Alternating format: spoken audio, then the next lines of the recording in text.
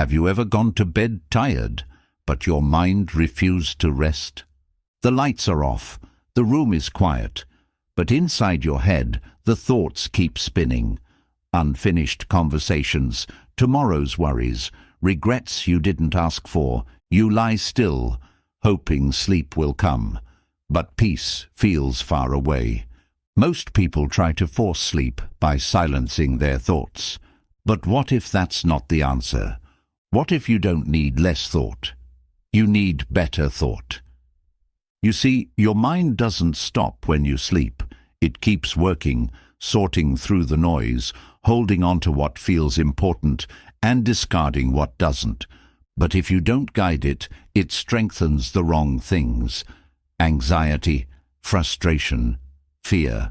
That's where Stoic wisdom becomes powerful. Not as a bedtime story, but as a mental anchor. For the next 4+ hours, you'll be gently surrounded by the calm, clear teachings of ancient Stoics, Marcus Aurelius, Seneca, Epictetus, men who faced war, loss, power, and pain, and stayed centered. They didn't escape life's storms, they learned how to stand still inside them. Their words weren't written for comfort, they were written for clarity, and clarity is exactly what the modern mind needs before sleep. These lessons will not force silence, they will invite stillness, they will not distract you from your thoughts, they will help you understand them. And slowly, as the hours pass, you'll feel your mind settle, naturally, effortlessly, deeply. This isn't just about falling asleep. It's about waking up lighter, stronger, clearer. Because when the last thoughts of your day are grounded in wisdom, the next day begins with strength. Let the night begin. Let the mind rest. Let the Stoic voice guide you home. Today, we're going to explore how to start your day with a Stoic mindset. The way we begin our mornings has the power to shape the entire course of our day. Stoicism, an ancient but timeless philosophy, offers us profound lessons for this daily reset.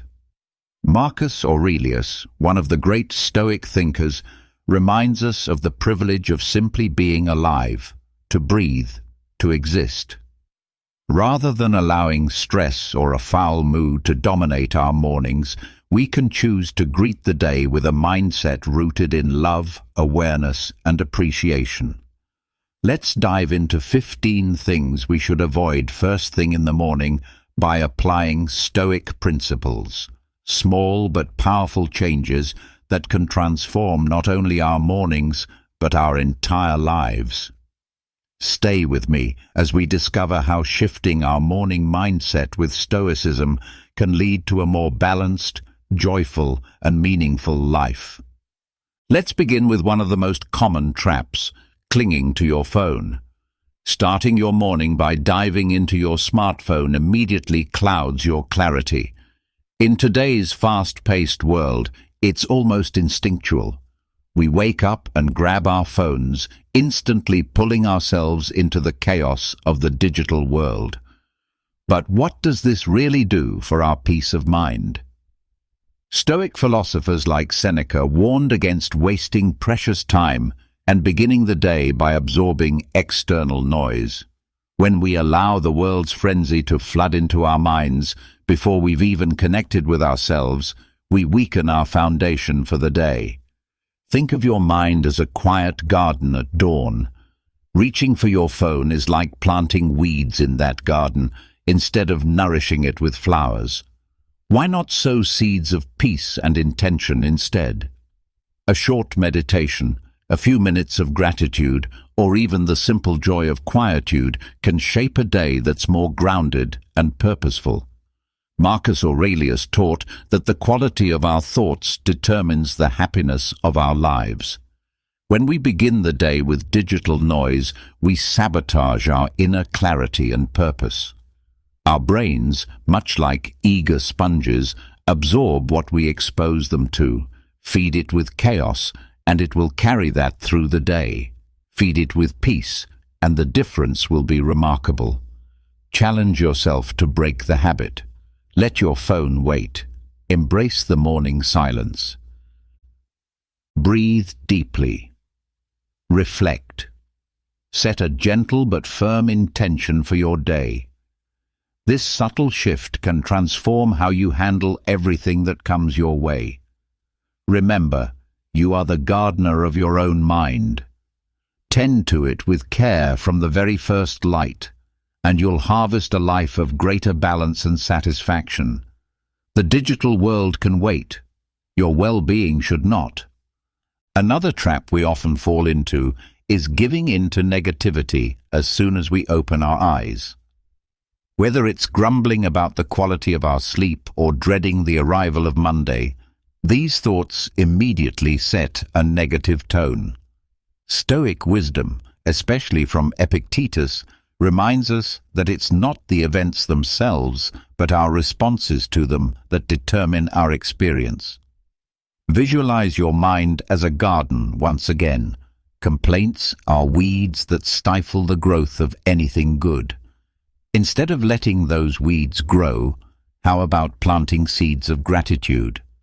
Marcus Aurelius noted that the nature of our thoughts defines our happiness. So instead of getting lost in regret or resistance, challenge yourself to find 3 things to be thankful for. It could be the scent of freshly brewed coffee, the warm sunlight streaming through your window, or the anticipation of seeing a loved one. This isn't about toxic positivity. It's about giving your mind a compass, a direction. Our brains work like emotional GPS systems. The direction you set early on influences your entire journey. Gratitude shifts that direction toward joy. It not only uplifts our spirit, but strengthens our capacity to meet challenges with grace.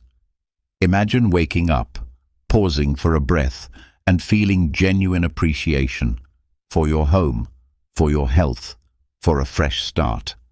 That small shift in perspective has the power to transform not just your morning, but your whole day.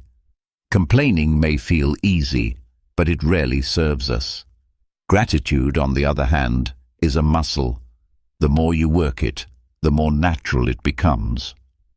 You may be surprised how this simple change rewires the rest of your day. So next time the alarm rings, resist the urge to grumble. Pause, breathe, and look for what you can be thankful for.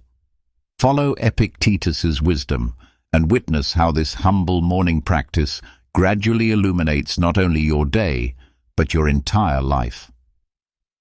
Another silent trap is procrastination. Lingering in bed when it's time to rise. Wake up with energy and a willingness to embrace the day ahead. Hitting snooze again and again may seem harmless, but it actually undermines our energy and motivation. Each time we delay getting up, we disrupt our sleep cycles, which can leave us groggy and scattered. Stoic philosophy offers a powerful antidote: the discipline of self-mastery. Epictetus said that true freedom is found in self-control. Marcus Aurelius reminded us to wake with gratitude and purpose. What if we began to view waking up not as a burden, but as a celebration of life itself? Instead of fighting the alarm, we could greet each new morning as a gift, another chance to grow, to learn, to live. Awakening with intention becomes an energizing force, setting the rhythm for a day of purpose. Rising immediately when the alarm rings becomes a declaration of discipline, a way to strengthen your resolve and take charge of your day. Picture yourself starting with mental sharpness and physical readiness instead of dragging yourself through fatigue and guilt. This simple act of getting up on time can spark a ripple effect throughout your entire routine. The next time your alarm goes off, remember, it's not just a noise, it's a signal, a reminder that you have another opportunity to live fully. Wake up with gratitude. Embrace the day. Witness how that one act can elevate not only your morning, but your life. Then there's the often overlooked habit of neglecting hydration. As we open our eyes in the morning, many of us skip this essential ritual. But after a long night of sleep, our body craves water. It's asking us to replenish what's been lost. Hydration is the most basic and immediate way to awaken our body and energize our mind. Marcus Aurelius taught that the thoughts we feed ourselves shape our happiness. And what better way to prepare the mind than by caring for the vessel that holds it? Drinking water in the morning is like flipping the switch on your inner engine. It kickstarts your organs, wakes up your digestion, and floods your cells with life-giving energy. To drink water first thing is to send your body a clear message. You matter. It's an act of self-respect that sets the tone for your entire day. Water doesn't just hydrate, it detoxifies, energizes, and clears the fog from your mind. Picture yourself savoring those first sips, the cool liquid awakening every fiber of your being, reviving you. It's like watering the soil of your day, ensuring that whatever you plant will thrive. So before you rush into your to-do list or scroll through notifications, pause, take a breath, reach for that glass of water, feel life moving through you again. This seemingly small ritual is a powerful daily reset, a conscious way to step into the day clear, alert, and aligned. Just like a musical instrument must be tuned before a concert, your body deserves the same care. Morning hydration is your way of preparing for the performance of life. Nourish yourself, reawaken, and go forward with renewed strength and clarity. Lastly, don't abandon your sense of calm. The moment of waking up marks the beginning of a sacred transition, from rest to activity, from dream to reality. Let this be a gentle crossing, not a chaotic leap. Give yourself permission to rise slowly, with intention and awareness. Don't allow external pressures to dictate the rhythm of your awakening. The Stoics knew the importance of inner peace, especially in a world that constantly tries to disrupt it. Begin your day rooted in calm, and you'll be more prepared to face whatever comes your way, not with haste, but with presence. Don't abandon the moment, calmly embrace it. Waking up signals the start of a new chapter, yet many of us meet it with urgency and unrest.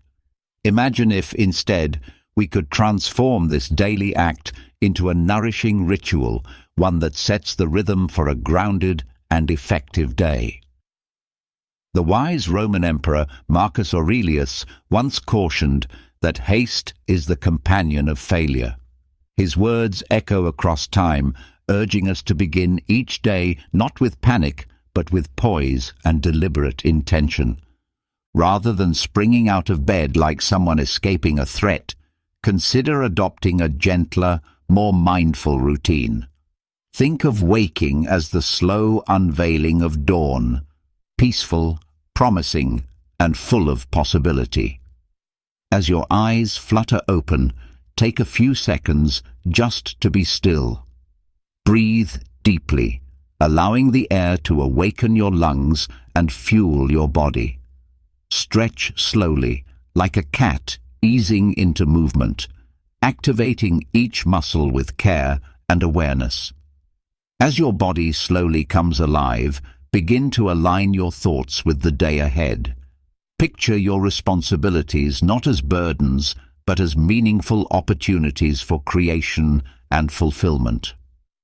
This is the perfect moment to set clear intentions and reconnect with your deeper purpose. Marcus Aurelius also reminds us to focus on each task only as long as it requires. Apply this principle to your morning. Avoid distractions and stay anchored in what truly matters. Feed your body, your mind, and your soul so that you're well equipped for both the challenges and the joys that await. Taking this mindful approach to awakening lays a strong foundation, like planting a seed of calm that will bloom into clarity and productivity. Imagine gliding through your day like a boat in still waters, not struggling against the current. This single change, waking up with presence, can leave you more grounded, less anxious, and far more prepared to face life with grace.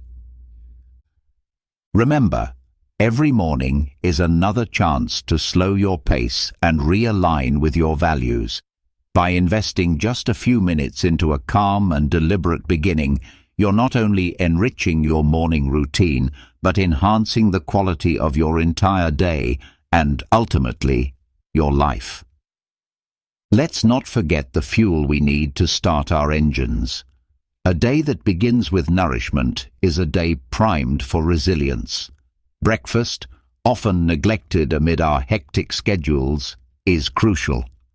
Much like a vehicle cannot run without fuel, our bodies and minds cannot function optimally without proper morning sustenance. Marcus Aurelius emphasized that our present choices shape our future.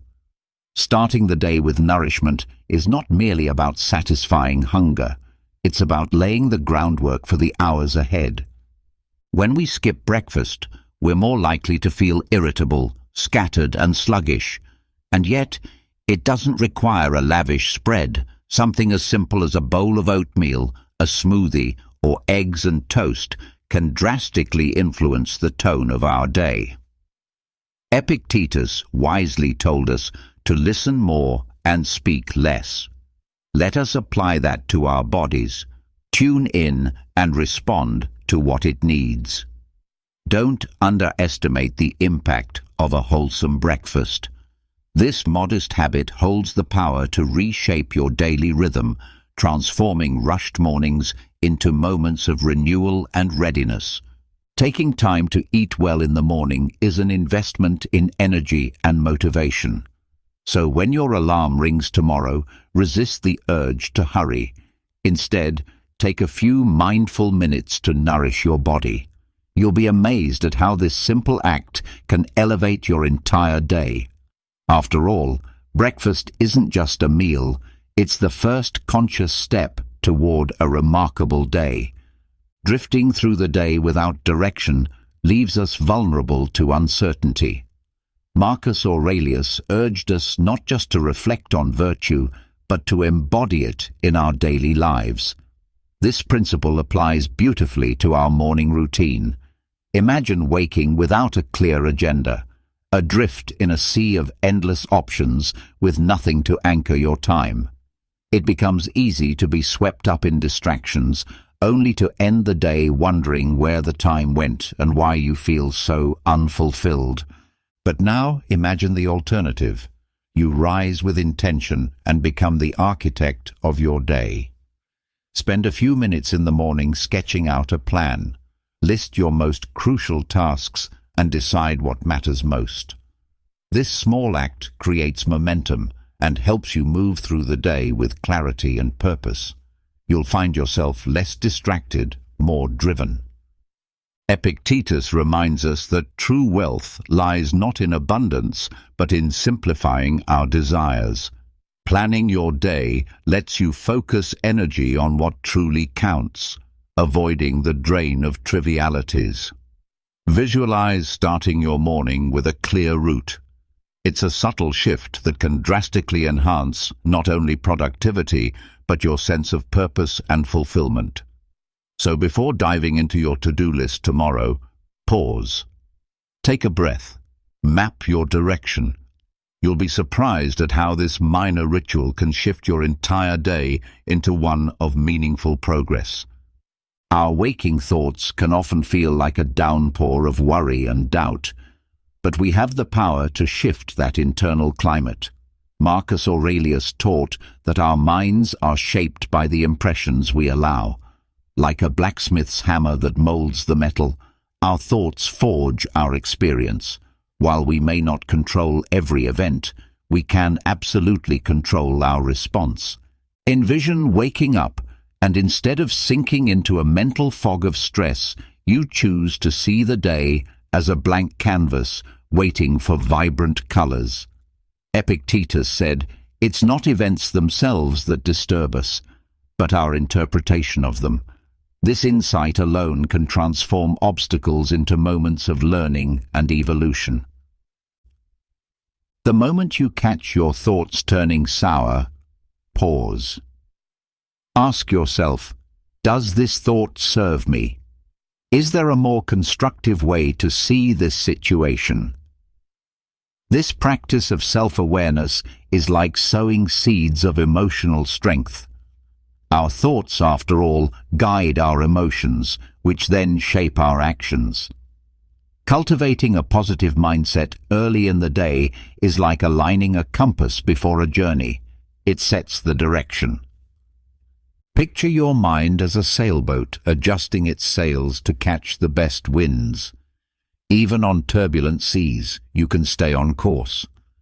Strengthening this habit of noticing, questioning, and redirecting negative thoughts is like building emotional muscles. With time, you become more resilient, able to face stress and adversity with calm resolve. So the next time your morning begins with a wave of negativity, remember the teachings of the Stoics. Pause, observe, choose again. Let the sunlight in.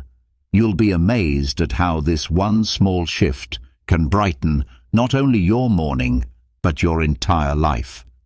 At dawn, there lies a precious opportunity to mold the shape of your day. Often, in our eagerness to dive into tasks and obligations, we overlook this sacred window for self-reflection. Yet this moment of stillness can be a powerful anchor, setting the emotional tone for everything that follows. Imagine waking, and instead of rushing, you take just a few minutes to check in with yourself. This quiet pause holds the capacity to change your entire outlook and equip your spirit to meet the day ahead. Marcus Aurelius, in his enduring wisdom, advised beginning each morning with a mental exercise, reminding yourself that the day will bring challenges, rudeness, selfishness, ungratefulness. This isn't pessimism, it's preparation. It's about building resilience, so you're not caught off guard. Without this pause for contemplation, we risk becoming lost in a sea of obligations, tossed by waves of distraction and expectation. Morning reflection becomes your internal compass, guiding your thoughts, decisions, and actions throughout the day. It's like consulting a map before a long journey, clarifying your destination and the route that will get you there. This doesn't need to be complex. It can be as simple as sitting quietly with your breath, acknowledging what lies ahead, and reminding yourself of your deeper values. This small act of mental tuning can be the most powerful part of your morning, transforming chaos into clarity and routine into meaning. It can be as simple as sitting quietly for a few minutes, jotting your thoughts down in a journal, or engaging in a brief meditation.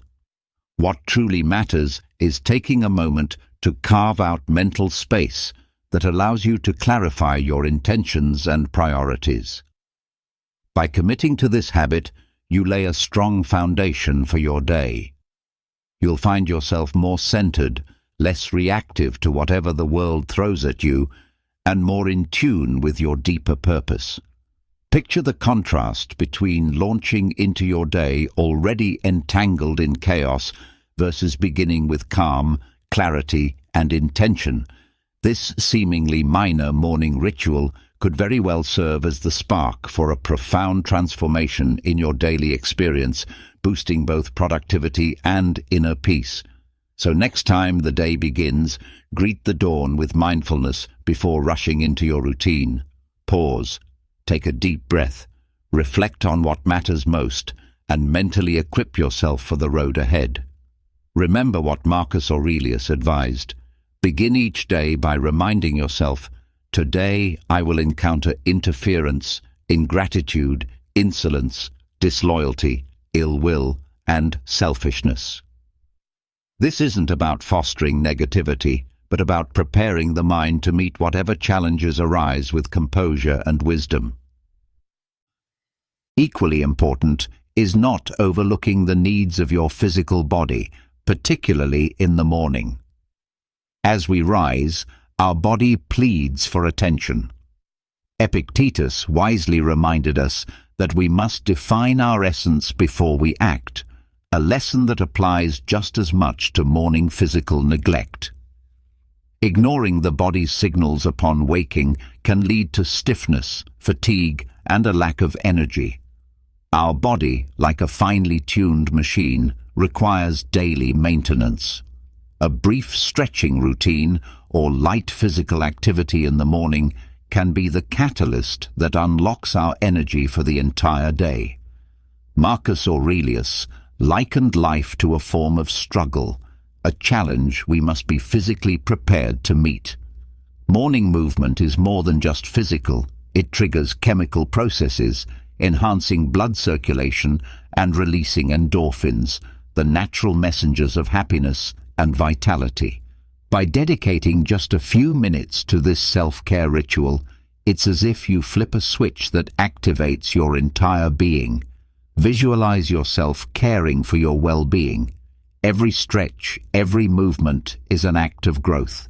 This modest habit can become the cornerstone of a transformation that improves both your physical and mental health, smoothing the transition into your day and energizing your every step. The next time the sun rises, before plunging into your to-do list, pause and honor your body. Stretch, move, and observe how this ritual becomes a wellspring of revitalizing energy. Your body is your most faithful companion on this life journey. Treat it with the dignity and care it deserves, and it will respond with strength and resilience to meet whatever the day may bring. Another often overlooked aspect of a meaningful morning is nurturing your relationships. In the pursuit of a meaningful life, Stoic philosophy holds relationships in high regard.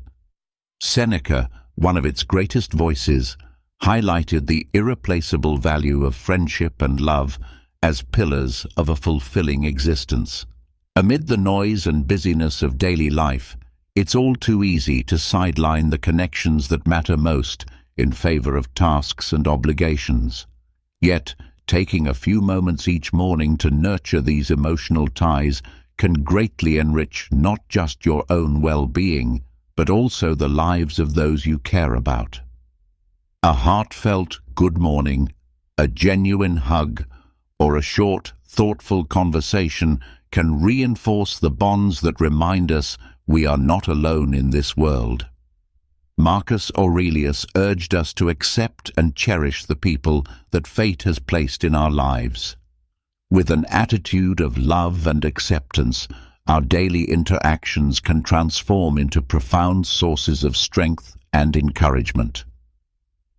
Beginning the day with a dose of positive human connection instills a sense of belonging and joy, which enhances our resilience in the face of life's inevitable challenges. These moments help us stay grounded in what truly matters. By fostering gratitude and affection in our relationships, we build a solid support network, one that uplifts us during hardships and celebrates with us in times of joy. This practice doesn't just enrich our personal lives, it sets off a ripple of positivity that can touch everyone around us. So, as the day begins, before the busyness sweeps you away, make time to connect with someone special. Whether it's through a warm message, a quick phone call, or sharing a morning meal, these small gestures can transform your morning and infuse your life with deeper meaning. Relationships are life's true treasure. Never underestimate the power of a simple act of kindness. It could be the ray of light that brightens not only your day, but also that of many others. Breathing, something so basic yet so often taken for granted, is another powerful tool for transformation that is often overlooked. Conscious breathing, when practiced intentionally, can reset your entire day. Picture yourself beginning each morning with a clear mind and a calm body, fully ready to meet whatever comes. This is the gift that mindful breathing can offer. Stoic thinkers like Epictetus stress the importance of being anchored in the present moment, and breathing is the most immediate path to that awareness. It serves as our natural anchor, gently pulling us away from regrets of the past or worries about the future. Imagine your breath as a quiet rhythm between your inner self and the outer world. Every inhale brings in new energy, every exhale lets go of what no longer serves. It's a simple act, yet deeply transformative. When you rise in the morning, resist the urge to plunge straight into the chaos. Instead, take a few moments for yourself. Feel the air as it enters your nostrils, expands your lungs, and fills your belly.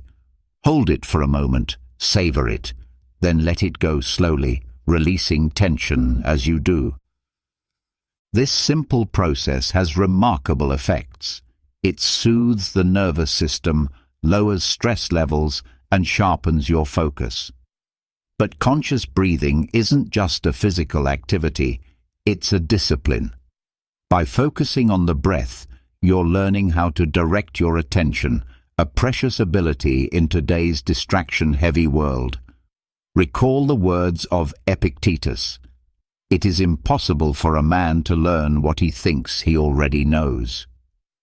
Reapproach breathing with fresh curiosity. You may be amazed at the clarity and peace it brings. No special tools or long hours are needed. Just a few quiet moments can lay the groundwork for a day rooted in calm and purpose. So, when the alarm sounds next, resist the pull of routine. Instead, pause, breathe. Let each inhale be a reminder that you're alive, present, and prepared to greet the day. This gentle shift may well be the beginning of a richer, more balanced existence. And finally, never lose sight of nature. Its quiet majesty offers wisdom and healing that we too often neglect in our modern routines.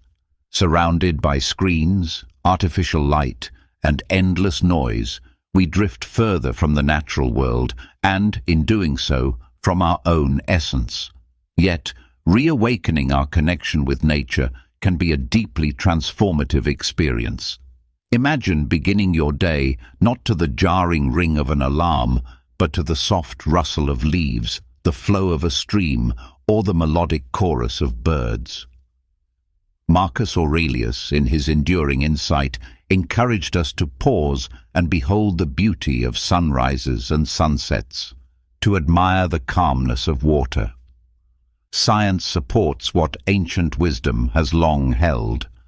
Spending time in nature can ease our anxious minds, elevate our mood, and sharpen our focus. It's as if returning to the natural world allows us to recalibrate our own internal rhythm. The beauty of it is that we don't need grand adventures to reap these benefits. Small, intentional acts, like opening a window to feel the morning air, stepping outside to hear the birds, or watching the sky change color at dawn, can be more than enough. Sometimes the most ordinary gestures are the most powerful, like opening your window in the morning to breathe in the crisp air, or taking a short walk while noticing the soft hues of the sky and the gentle sway of leaves dancing in the wind. These simple moments can be enough to root you firmly in the present. Nature offers us timeless wisdom about movement, impermanence, and beauty. Each blooming flower and drifting cloud reminds us how precious the present moment truly is. So, before you throw yourself into the busyness of the day, pause. Give yourself the gift of stillness and connection with the natural world. Observe, breathe, feel. Let the calm and quiet strength of nature flow into you, anchoring you with a sense of inner stability to face whatever the day may bring. This small yet deeply powerful ritual has the capacity to transform not just your mornings, but your entire outlook on life. Nature waits, always patient, always welcoming, ready to hold you in its nurturing arms. All it asks is that you say yes to its invitation to rediscover the peace and beauty that exist not only around you, but also within you. Do not lose sight of your true essence.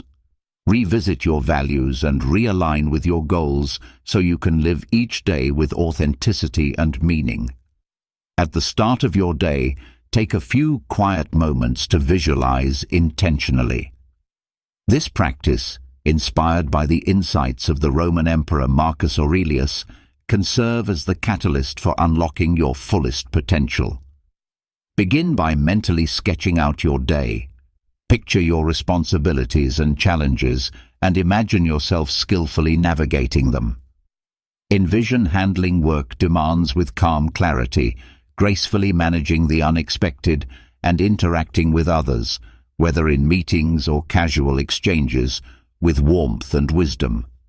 See yourself triumphing over setbacks, approaching problems creatively, and finding balance in moments of tension. This is not wishful thinking. This is mental training. Just as elite athletes rehearse their performance in their minds before the competition, you too can prepare your brain for the day's trials. Each positive image you hold builds confidence and emotional strength.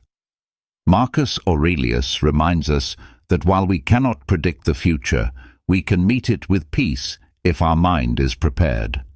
Think of yourself as an architect designing the blueprint for your ideal day. Every detail you envision is a step closer to a more purposeful, structured life. This morning ritual becomes your compass, guiding your choices and behavior toward your deeper aspirations. It's like activating a mental GPS, setting your destination and allowing your subconscious to map out the best path forward.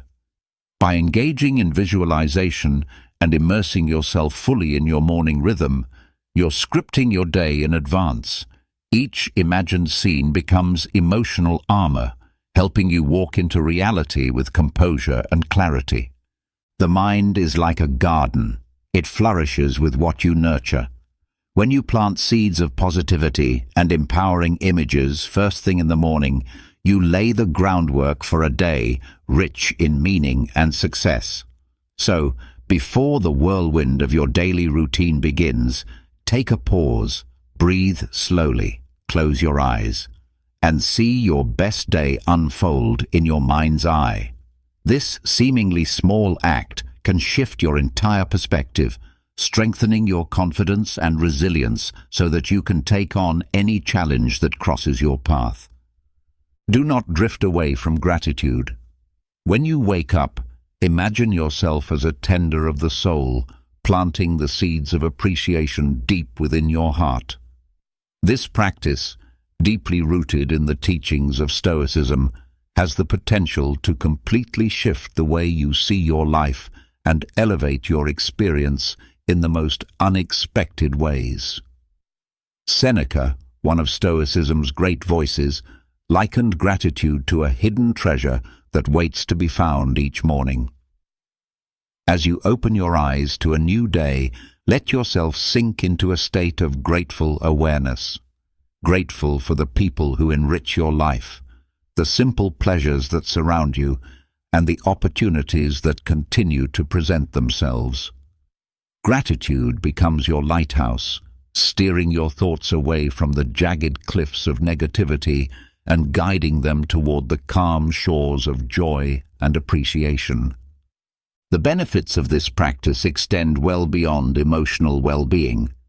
Gratitude touches the very fabric of your physical and mental health, acting as an unseen shield against stress and enhancing your natural resilience. Visualize yourself stepping into the day wrapped in a glowing aura of contentment, radiating tranquility in every interaction. Gratitude becomes a magical lens, revealing beauty in the smallest details. And when life becomes difficult, this habit of thankfulness serves as your anchor, keeping you steady during the storms.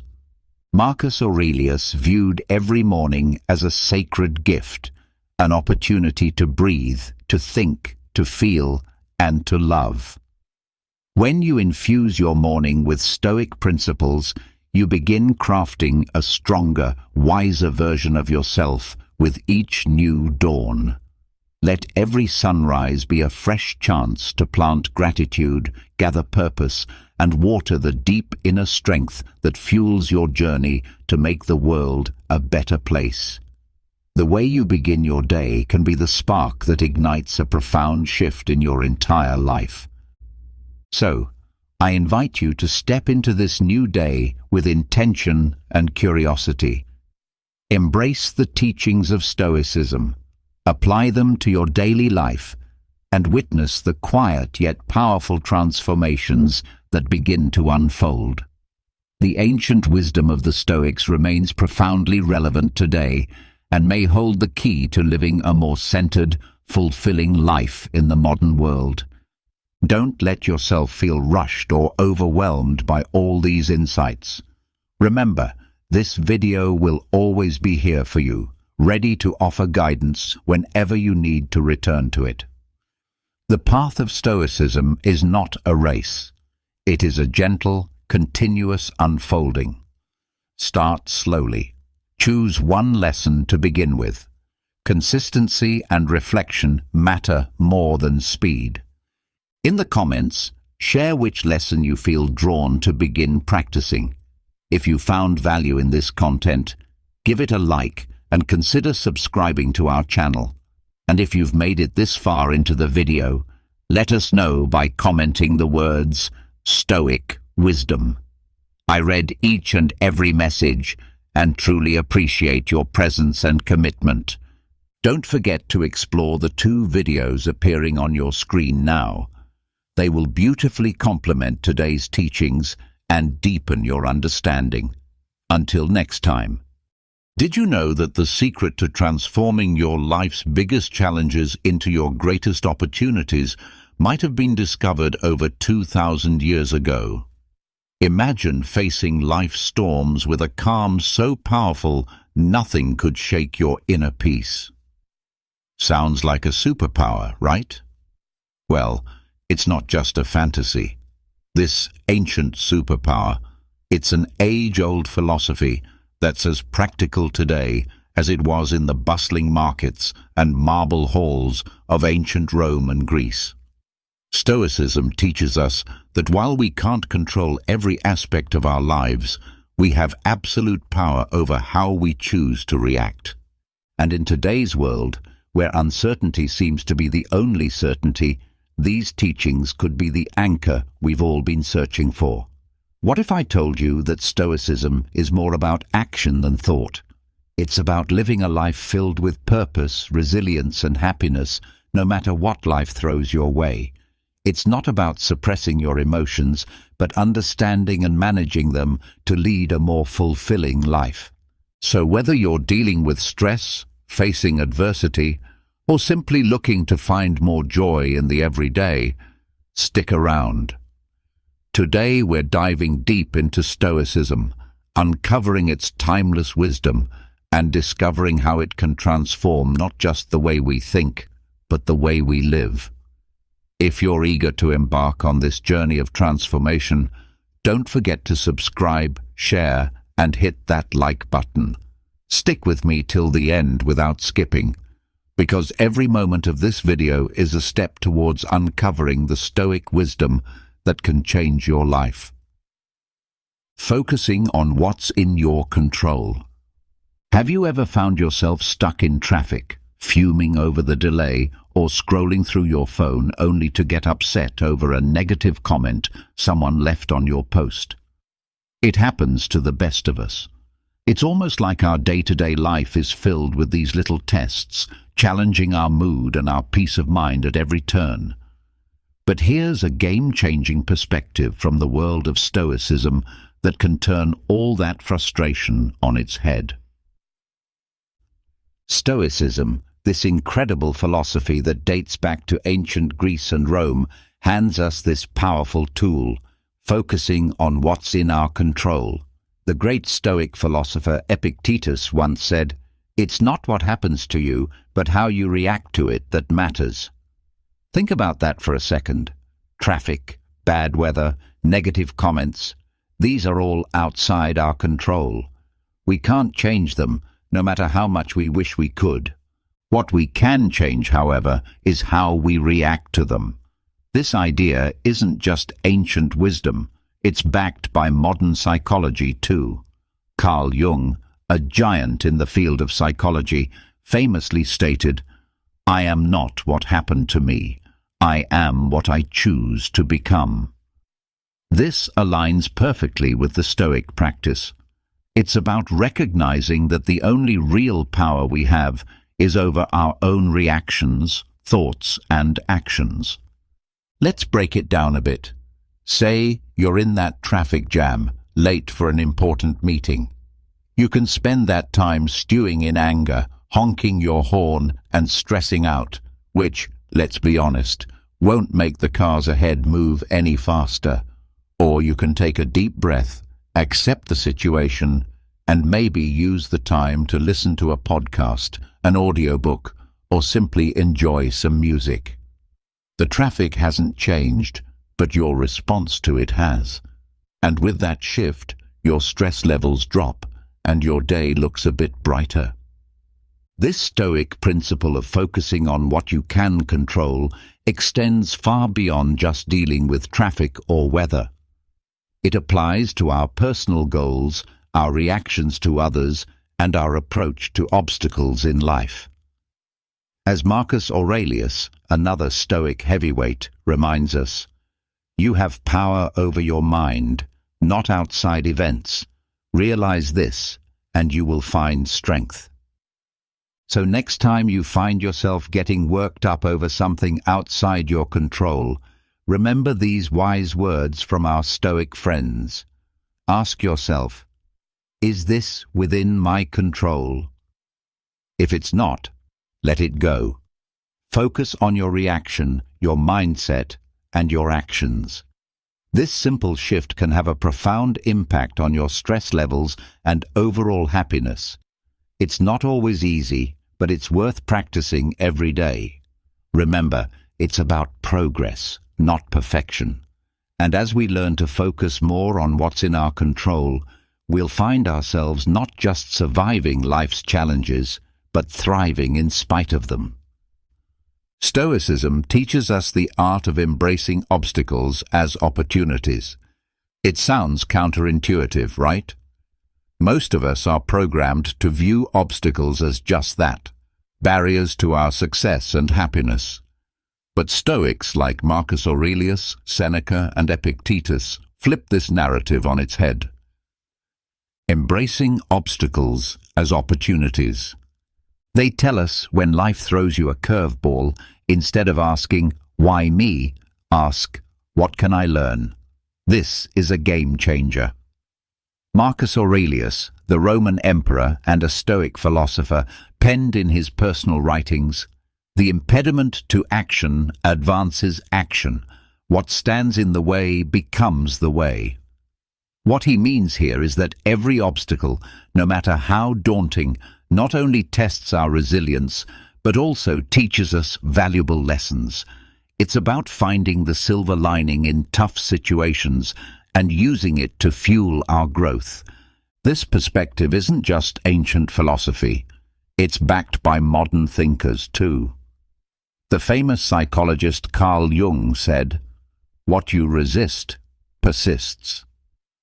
By fighting against obstacles, we give them more power over us, but by accepting and learning from them, we can overcome them. This Stoic mindset is about transforming challenges into stepping stones towards becoming stronger and wiser. Let's make it practical. Say you're facing rejection from job applications. It's easy to fall into a spiral of self-pity and doubt, but what if you viewed each rejection as feedback? Maybe there's a skill you need to improve or a new strategy for your job search. That shift in perspective can turn a series of rejections into a path for professional development. Another example is personal conflicts.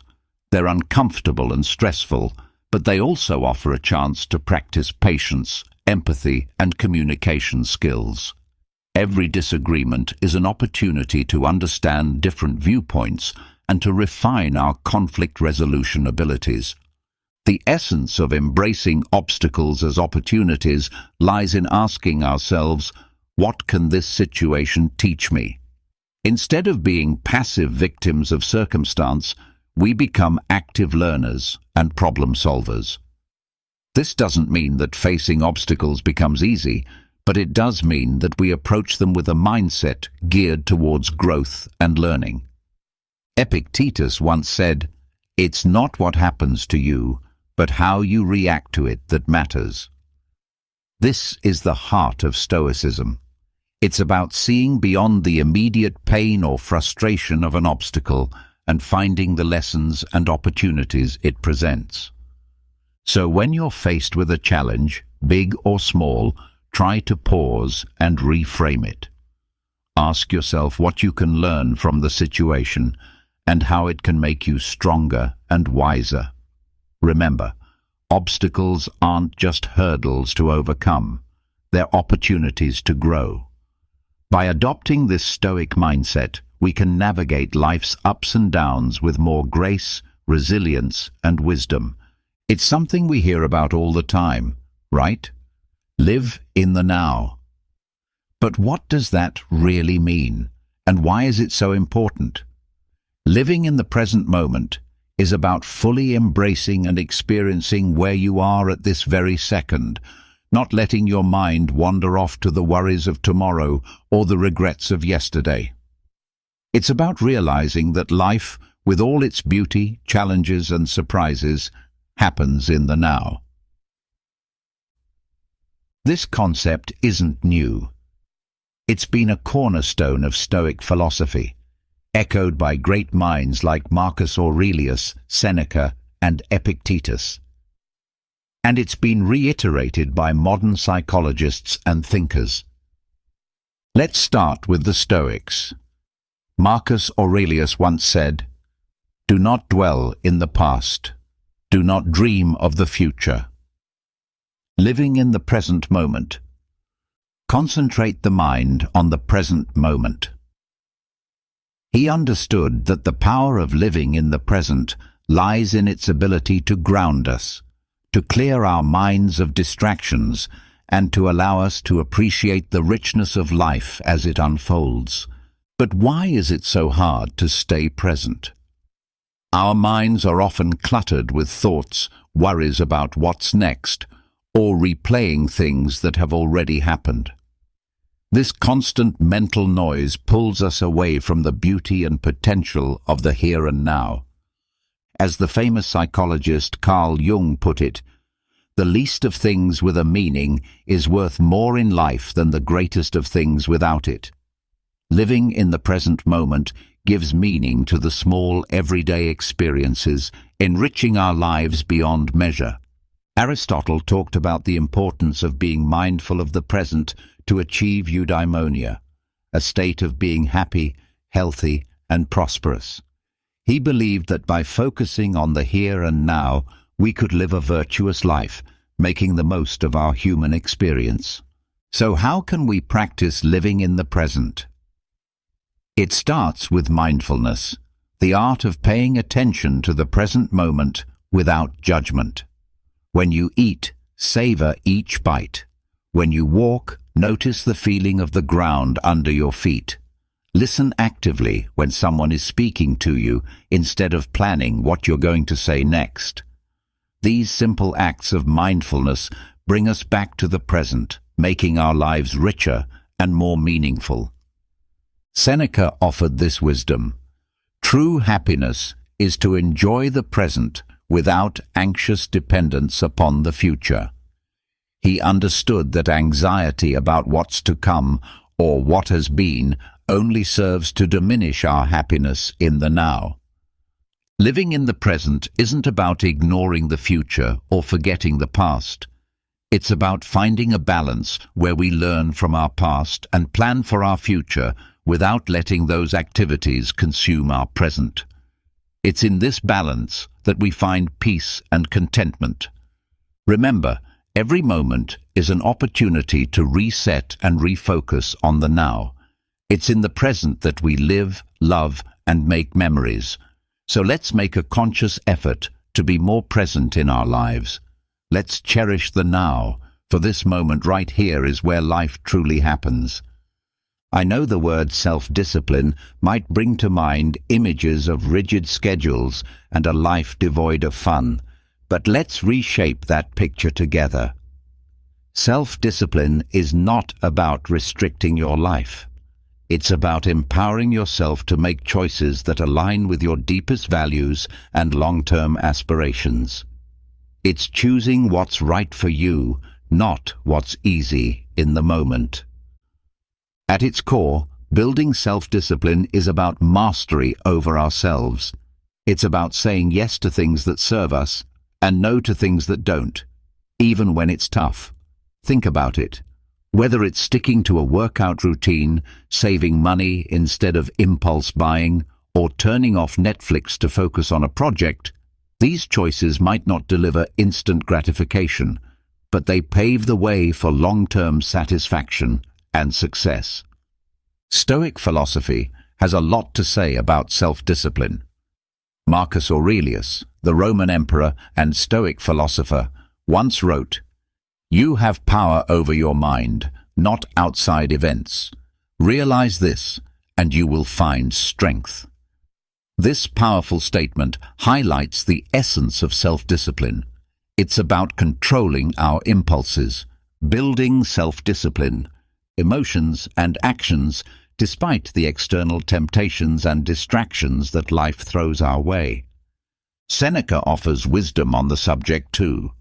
He advises us to be steadfast and control our desires rather than being controlled by them. He understood that true freedom comes from within, from our ability to govern ourselves and our appetites. But why is self-discipline so critical? Aristotle, the ancient Greek philosopher, sheds light on this. He believed that we achieve excellence and virtue through habit. By practicing self-discipline, we cultivate habits that lead us toward our best selves. It's not about occasional acts of willpower, but about consistently making choices that reflect our values and goals. Building self-discipline also ties into modern psychological understanding. Carl Jung, a pioneer in psychology, emphasized the importance of integrating all aspects of our personality to live fully. This integration requires self-discipline, as we must navigate the desires of different parts of our psyche, choosing paths that contribute to our overall well-being and growth. So how can we build self-discipline in our daily lives? Start small. Pick one area you want to improve, whether it's your diet, exercise routine, or spending habits. Set clear, achievable goals and take it one day at a time. Remember, every time you make a choice that aligns with your goals, you're building the muscle of self-discipline. Epictetus reminds us, "No great thing is created suddenly." Self-discipline is built through small, consistent actions. It's about progress, not perfection. Every day presents new opportunities to practice self-discipline, to choose actions that move us closer to who we want to be. Building self-discipline is a journey. It's about finding balance between what we want now and what we want most. It's about making choices that might be hard in the moment, but will bring us closer to our goals, happiness, and peace in the long run. So let's commit to this journey together, supporting one another in choosing what's right, not what's easy. Remember, in the realm of self-discipline lies the path to achieving our dreams and living a life we truly love. When life throws its curveballs, We all experience a whirlwind of emotions. Feeling angry, sad, or frustrated is a natural part of being human. But here's the kicker. It's not just about the emotions we feel, it's about how we handle them. That's where the magic of emotional resilience comes in. Emotional resilience is like this superpower that allows us to navigate through life's storms with grace and come out stronger on the other side. It's about acknowledging our emotions, understanding them, and then taking positive steps to move forward rather than being swept away by the tide of our feelings. The Stoics had a lot to say about this. Marcus Aurelius, for example, reminds us, "You have power over your mind, not outside events. Realize this, and you will find strength." This profound insight touches the essence of emotional resilience. It's about recognizing that while we might not have control over what happens to us, we have control over how we respond. Developing emotional resilience. Our emotions don't have to control our actions. Seneca offers wisdom on facing adversity without losing our composure. He teaches that life's hardships are tests of our character and resilience. By facing our feelings with understanding and patience, we can grow wiser and more robust. But how do we develop this emotional resilience? It starts with self-awareness. Being mindful of our emotions and reactions helps us understand ourselves better. It's okay to feel what we're feeling, but instead of reacting impulsively, we can choose to respond in a way that aligns with our values and long-term well-being. Aristotle spoke about the golden mean, finding the balance between excess and deficiency. This concept applies beautifully to emotional resilience. It's about finding a balanced response to our emotions, not suppressing them or letting them overpower us. Carl Jung, a pioneer in psychology, emphasized the importance of integrating all aspects of our psyche to achieve wholeness. Part of this process involves confronting our emotions, understanding them, and learning from them. This is at the heart of developing emotional resilience. So what can you do when you're in the grip of strong emotions? First, give yourself permission to feel. Acknowledge your emotions without judgment. Then, take a step back and try to understand what triggered these feelings. This reflection can provide valuable insights into your emotional patterns and triggers. Epictetus said, "It's not what happens to you, but how you react to it that matters." This is a powerful reminder that our reactions to our emotions can shape our experiences. Instead of being reactive, we can choose to respond in a way that is constructive and healing. Developing emotional resilience is a journey.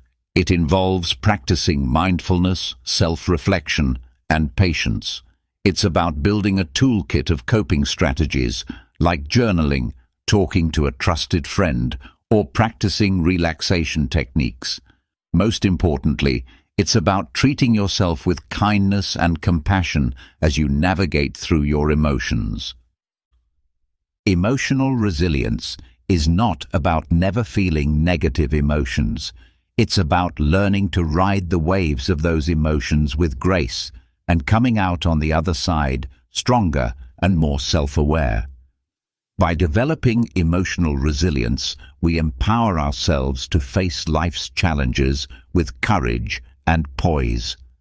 Let's embrace this journey together, supporting each other in becoming more emotionally resilient and ultimately living a more fulfilling life. The Stoics, including great minds like Marcus Aurelius, Seneca, and Epictetus, used this concept not to create fear, but to inspire a deeper appreciation for every moment. They believed that by keeping the inevitability of death in mind, we would live more fully, consciously, and with gratitude for the present. Marcus Aurelius, in his Meditations, often reflected on the transience of life encouraging us to live in a way that's true to our values and to make the most of the time we're given. You could leave life right now. Let that determine what you do and say and think, he wrote. This isn't about being morose. It's a call to action, a reminder to focus on what truly matters. Memento mori. Remember you will die. To let go of petty concerns and to live with purpose and integrity. Seneca too spoke about the shortness of life, urging us not to waste time on trivialities, but to focus on creating a meaningful existence. He believed that being mindful of death encourages us to live more wisely and to cherish our relationships and experiences. Epictetus emphasized the importance of focusing on the present and making the best use of our time. By remembering that we won't live forever, we're more likely to live ethically and to appreciate the beauty and richness of life. But how can we incorporate memento mori into our own lives without it feeling like a dark cloud over our heads? It starts with shifting our perspective. Instead of seeing the awareness of death as something fearful, we can view it as a powerful motivator to live our lives to the fullest. It's about embracing the present, not postponing our dreams or happiness for some undefined future that's not guaranteed. Think about the things you've been putting off. Maybe it's pursuing a passion, reconnecting with loved ones, or simply taking time to appreciate the small joys of everyday life. Memento mori reminds us not to take our time for granted. It encourages us to live more authentically, to say what we mean, to love openly, and to be present in our lives.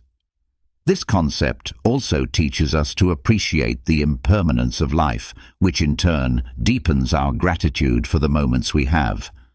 When we remember that our time is limited, we're more likely to cherish our experiences, to live more mindfully, and to express our gratitude for the people and moments that enrich our lives. So let's use memento mori not as a source of fear, but as a catalyst for growth, gratitude, and a deeper appreciation of life. Let it remind us to make choices that align with our deepest values, to cherish our relationships, and to savor the beauty of the present moment. Remembering that we will die one day encourages us to live more fully today. In embracing memento mori, we find a powerful reminder to live not in fear of death, but in celebration of life. Let's make every moment count, not because we're afraid of its end, but because we're in love with life itself. Let's live in a way that when our time does come, we can look back with no regrets, knowing we lived fully, loved deeply, and appreciated the incredible journey that life is. It's fascinating how such a simple concept can have a profound impact on our lives. It's about shifting our focus to what we have rather than dwelling on what we're missing. This practice can be a real game changer, especially on those days that feel like an uphill battle. The Stoics, wise as they were, had a lot to say about gratitude. They believed that happiness doesn't come from having more, but from appreciating what we already have. Marcus Aurelius often wrote about the importance of focusing on the present and finding joy in the simple things. He said, "When you arise in the morning, think of what a precious privilege it is to be alive, to breathe, to think, to enjoy, to love." This is gratitude in its purest form, recognizing the value of life itself and the many gifts it offers us each day. Practicing gratitude. Seneca talked about how our desires can lead us astray, always chasing after more and never finding true satisfaction. He suggested that by focusing on what we have and understanding that the best things in life are already within our grasp, we can find real contentment. Epictetus, known for his practical approach to Stoic philosophy, encouraged his followers to appreciate their current circumstances, whatever they might be. He believed that by accepting and finding value in our present situation, we could live a more fulfilled life. But how do we practice gratitude, especially when life throws curveballs our way? It starts with making it a daily habit. Each morning or evening, take a moment to reflect on 3 things you're grateful for. It could be as simple as a warm cup of coffee, a conversation with a friend, or the beauty of a sunset. This practice helps to rewire our brains to focus on the positive, boosting our mood and overall outlook on life. Gratitude also means embracing the challenges and finding lessons within them. Instead of asking, "Why is this happening to me?" we can ask, "What can I learn from this?" This shift in perspective can help us appreciate our experiences, both good and bad, as valuable steps on our journey. Moreover, practicing gratitude helps us build stronger connections with others. By expressing appreciation for the people in our lives, we not only brighten their day, but also strengthen our relationships. A simple thank you can go a long way in showing someone that they're valued and loved. Aristotle spoke about the importance of recognizing the good in our lives and striving for a virtuous life. He believed that gratitude was a key part of achieving eudaimonia, or true happiness, as it allows us to appreciate the goodness around us and within ourselves. Even modern psychology supports the benefits of gratitude.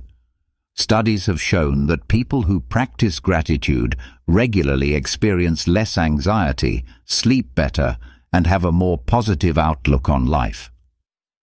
It's like Carl Jung said, the word happiness would lose its meaning if it were not balanced by sadness.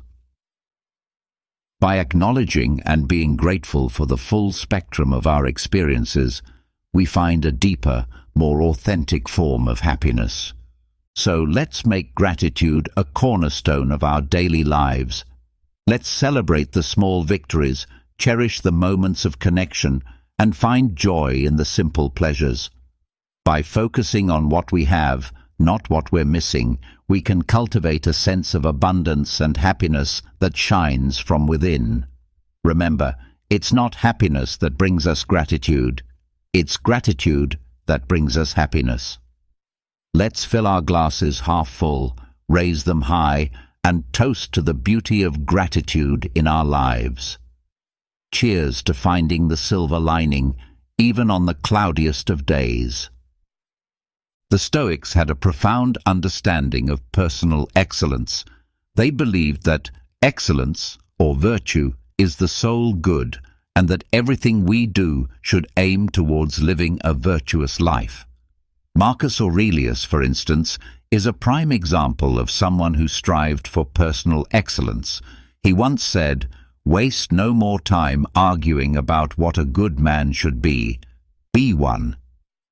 This simple yet powerful statement encapsulates the essence of personal excellence. It's about embodying the values we admire and striving to live by them every day. Focusing on personal excellence. Seneca emphasized the importance of self-improvement and learning. He advocated for a life lived in accordance with nature and reason, suggesting that true excellence comes from within and is reflected in our actions and choices. Epictetus highlighted the role of personal responsibility in achieving excellence. He taught that our reactions, our emotions, and our will are within our control, and mastering them is key to living a life of virtue. But what does focusing on personal excellence look like in our day-to-day lives? It starts with setting personal standards based on our values and aspirations, not societal expectations or the achievements of others. It's about knowing who we are, understanding our strengths and weaknesses, and taking consistent steps towards improvement. Personal excellence is also about resilience. It's about how we respond to setbacks and failures, not just our successes. Like Aristotle said, excellence is never an accident. It is always the result of high intention, sincere effort, and intelligent execution. It represents the wise choice of many alternatives. Choice, not chance, determines your destiny. This means embracing challenges as opportunities to learn and grow, rather than seeing them as obstacles. Moreover, focusing on personal excellence involves cultivating a growth mindset, a concept championed by modern psychology. It's the belief that our abilities and intelligence can be developed through dedication and hard work. This mindset encourages us to embrace challenges, persist in the face of setbacks, and see effort as a path to mastery. Personal excellence also means living authentically. It's about being true to ourselves and our values, even when it's not easy. It's about making choices that reflect who we are and who we want to be, and taking pride in our journey, including the struggles and the triumphs. Practicing gratitude, as we discussed earlier, ties into personal excellence too. By appreciating what we have and where we are on our journey, we foster a positive outlook that supports our growth and well-being. So let's commit to focusing on personal excellence. Let's set our own standards, embrace our unique paths, and take pride in our progress.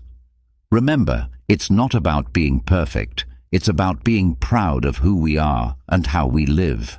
It's about celebrating our efforts, learning from our experiences, and always striving to be the best versions of ourselves. Together, let's make personal excellence not just a goal, but a way of life. In a world saturated with social media, where likes, follows, and comments often dictate our self-worth, it's easy to fall into the trap of valuing ourselves through the lens of others' opinions. But here's a liberating truth. Your worth isn't based on external validation. It's about being true to yourself, embracing your authenticity, and living in alignment with your values.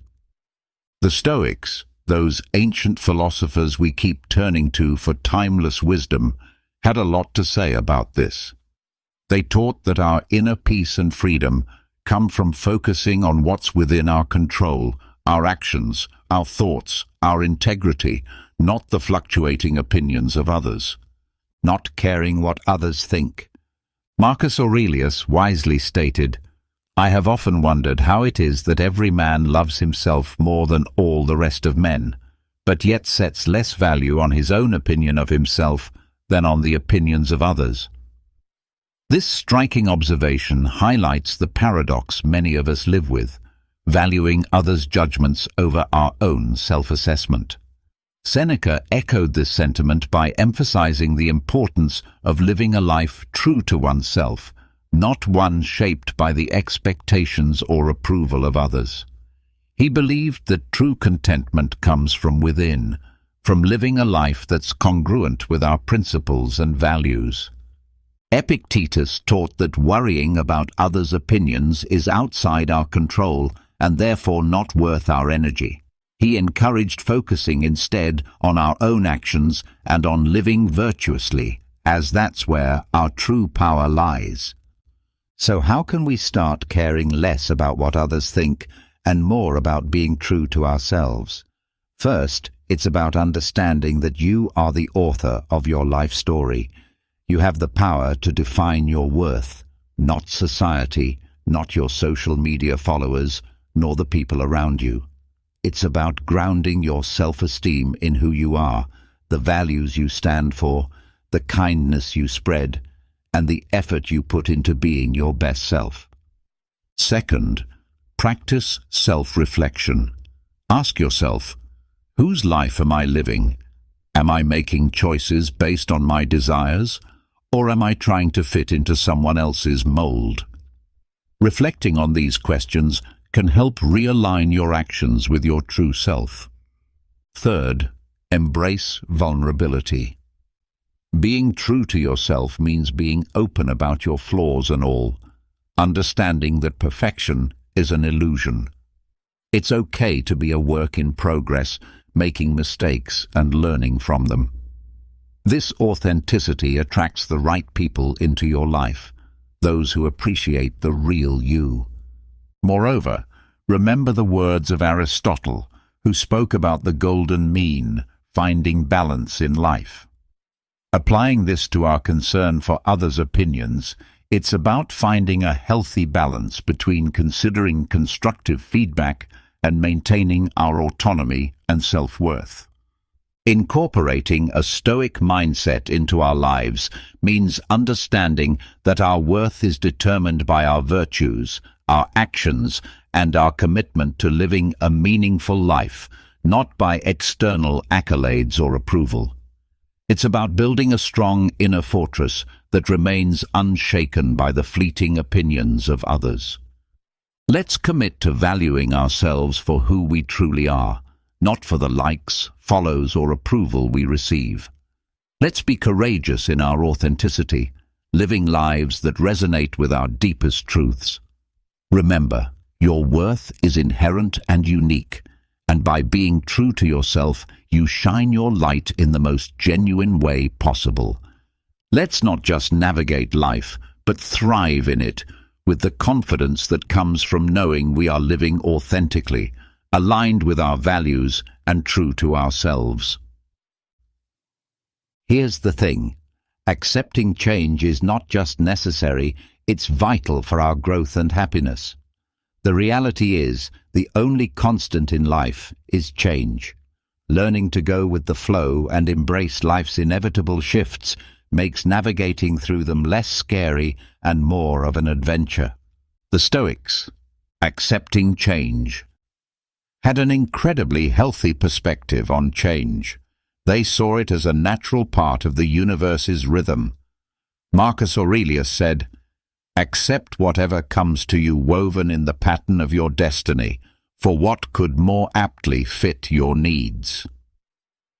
This profound acceptance of change as part of the fabric of life helps us understand that each change, whether we perceive it as good or bad, has its place in our story. Seneca taught that becoming too attached to our current circumstances can lead to disappointment, because inevitably those circumstances will change. He advised us to be flexible and to understand that change is not just a part of life, but a necessary component of our personal development and happiness. Epictetus encouraged us to distinguish between what we can control and what we can't.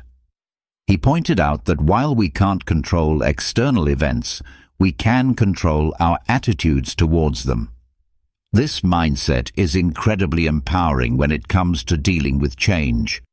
It's about focusing on our responses, finding the opportunities for growth within the change, and moving forward with resilience. But how can we become more accepting of change? First, by acknowledging that change is inevitable. It's the natural order of things. Everything around us is in a constant state of flux.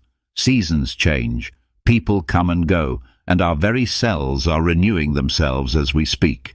Embracing change means embracing life itself.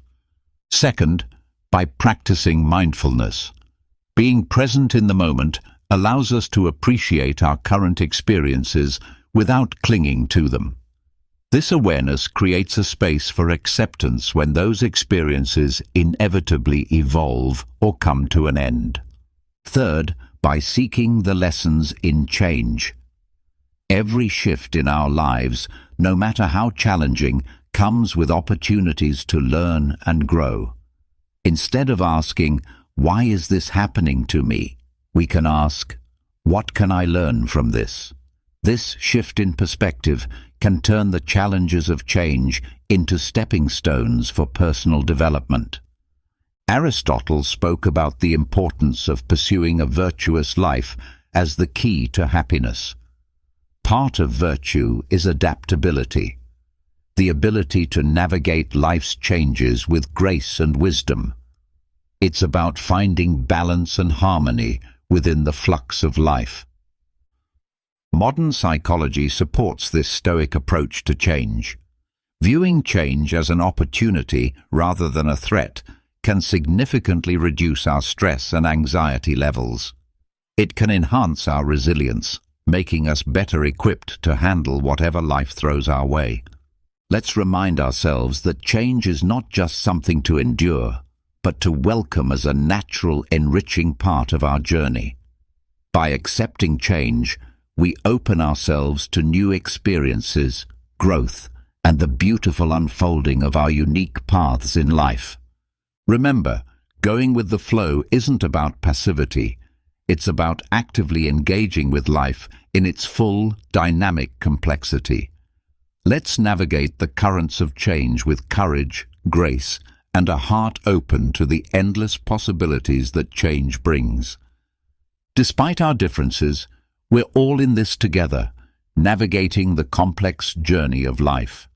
By fostering an understanding and caring attitude towards others, we contribute to making the world a kinder.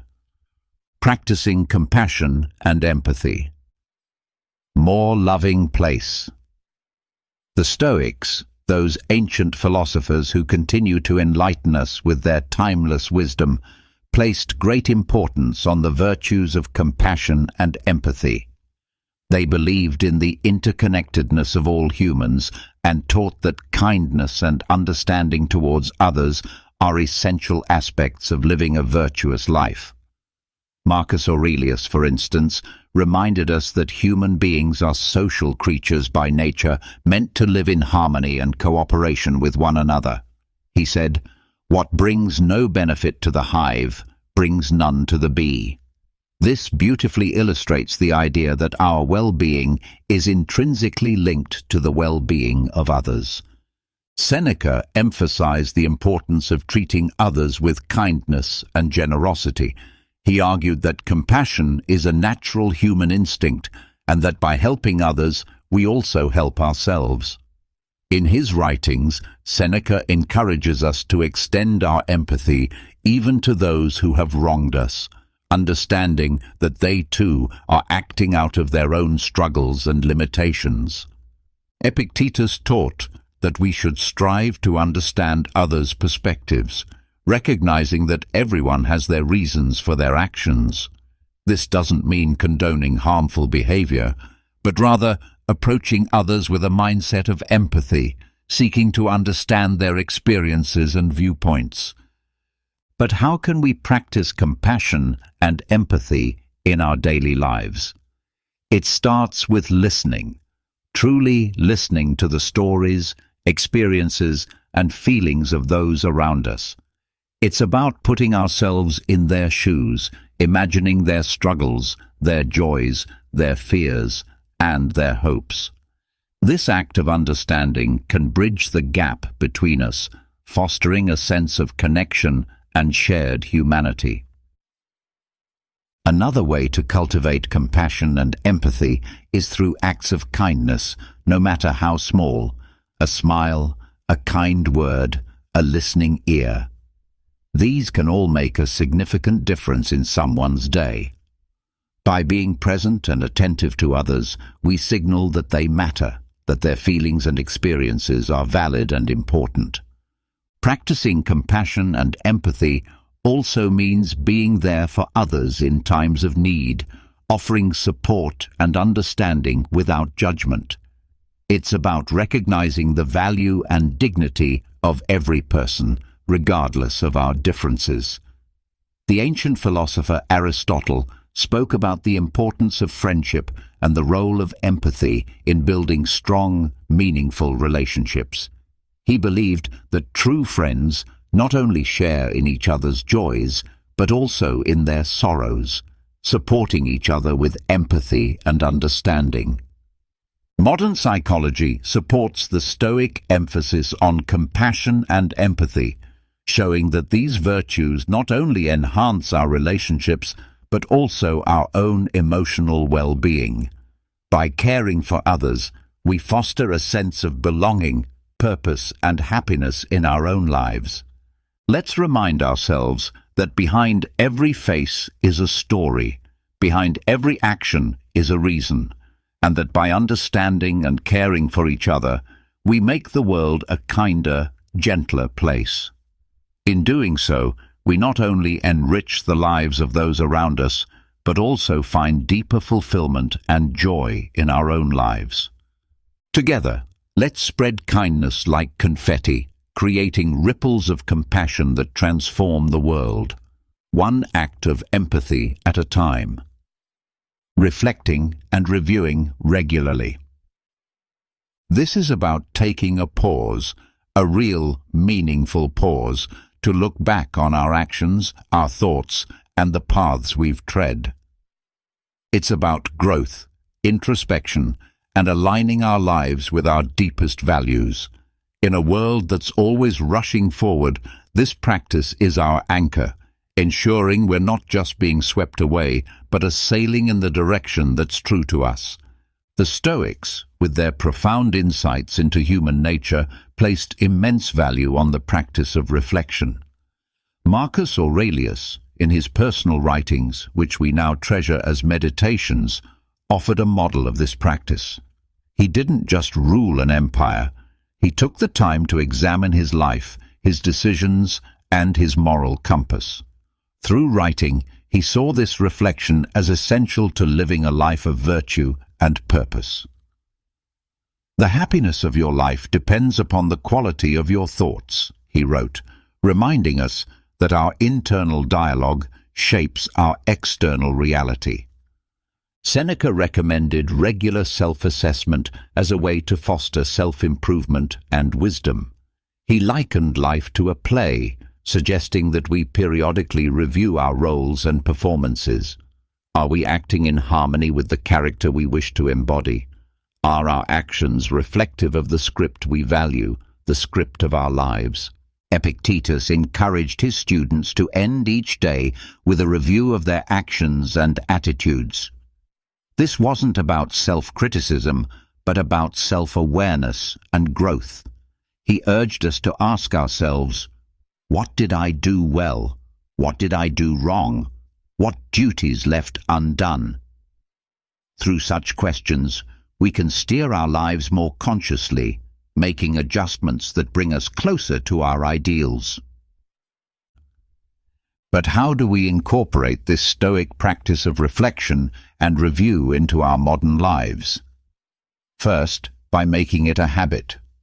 Dedicate a few minutes each day, perhaps before bedtime, to reflect on your day. What were your victories? Where did you face challenges, and how did you respond? This practice can start as a mental exercise, but writing it down can enhance its benefits, giving you a tangible record of your journey. Second, use reflection as a tool for gratitude. In reviewing your day, also take note of the moments, no matter how small, that brought you joy or gratitude. This balances our natural tendency to focus on the negative, cultivating a more positive outlook on life. Third, approach this practice with kindness. Reflection is not about berating yourself for mistakes, but about recognizing them as opportunities for learning and growth. Be as understanding and supportive to yourself as you would be to a dear friend. Aristotle spoke about the importance of living a reflective life. He believed that true wisdom comes from understanding ourselves, our actions, and our place in the world. This reflection is the essence of living an examined life, one that's in accordance with virtue and excellence. In modern psychology, the benefits of regular reflection are well documented, showing improvements in mental health, clarity of purpose, and personal growth. Reflecting on our experiences helps us process emotions, learn from our actions, and make more informed decisions moving forward. Let's commit to this practice of reflecting and reviewing regularly. Let it be our guidepost, ensuring that we're not just passively experiencing life, but actively shaping it according to our values. By taking the time to look back, we gain the insight needed to move forward more aligned, more aware, and more in tune with the essence of who we are and who we aspire to be. Let's cherish this journey of introspection, for it is in knowing ourselves that we find the path to true fulfillment and joy. Each of these lessons from Stoicism isn't just ancient wisdom. They're life hacks that can help us deal with stress, make better decisions, and find peace in chaos. Remember, it's not the challenges along the way that define us, but the strength we find in facing them, the wisdom we gather, and the compassion we share. Each step, each reflection, each act of kindness is a brushstroke in the masterpiece that is your life. So let's not just exist, let's live vibrantly, purposefully, authentically. As we part ways today, I encourage you not to let the inspiration end here. On the screen, you'll find a playlist that's a treasure trove of wisdom, stories, and strategies to help you navigate life's twists and turns with grace and resilience. Click on it, dive deeper, and continue to sculpt the most authentic version of yourself. Together, let's keep growing, keep reflecting, and keep embracing the beautiful complexity of life. Thank you for sharing this time with me. Until we meet again, remember to live not just for the applause, but for the cause of being your most genuine self. Take care and see you on the next step of our journey. Ever get the feeling that you're surrounded by performers? I know I have. People put on facades every single day, acting like something they're not. But here's where it gets interesting. Once you train yourself to see beyond the surface, to catch the subtleties, everything changes. You start noticing the inconsistencies, the hesitation, the mismatched body language. I remember being in a meeting once where everyone was all smiles and polite nods, but beneath that polished surface, I sensed unspoken tension, hidden motives. It wasn't just in their words, it was in their stillness, their pauses, even the way their feet pointed toward the door. Once you start noticing these things, you can't unsee them. It's like having a new lens on the world. Want to learn how to see past the mask? Let's get into it. Let me introduce you to a deceptively simple but powerful method I like to call the tell me more approach. It's not flashy. It doesn't come with a cape or dramatic music, but it works like magic. The beauty of it is that most people don't even realize you're doing anything at all.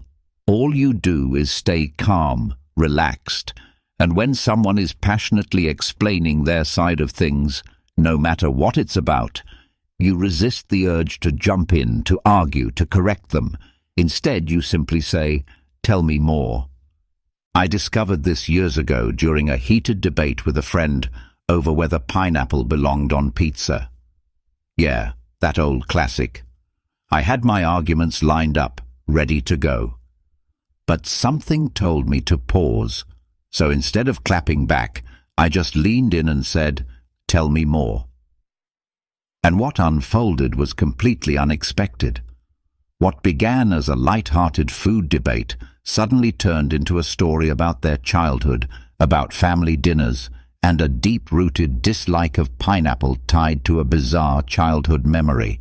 It stopped being about pizza. It became a journey into their emotional world. Here's what I learned.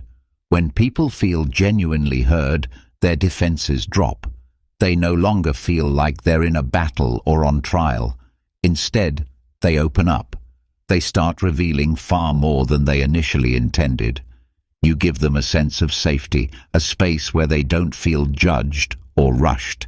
And in that space, people reveal their fears, their hopes, their insecurities, their dreams, sometimes without even realizing it.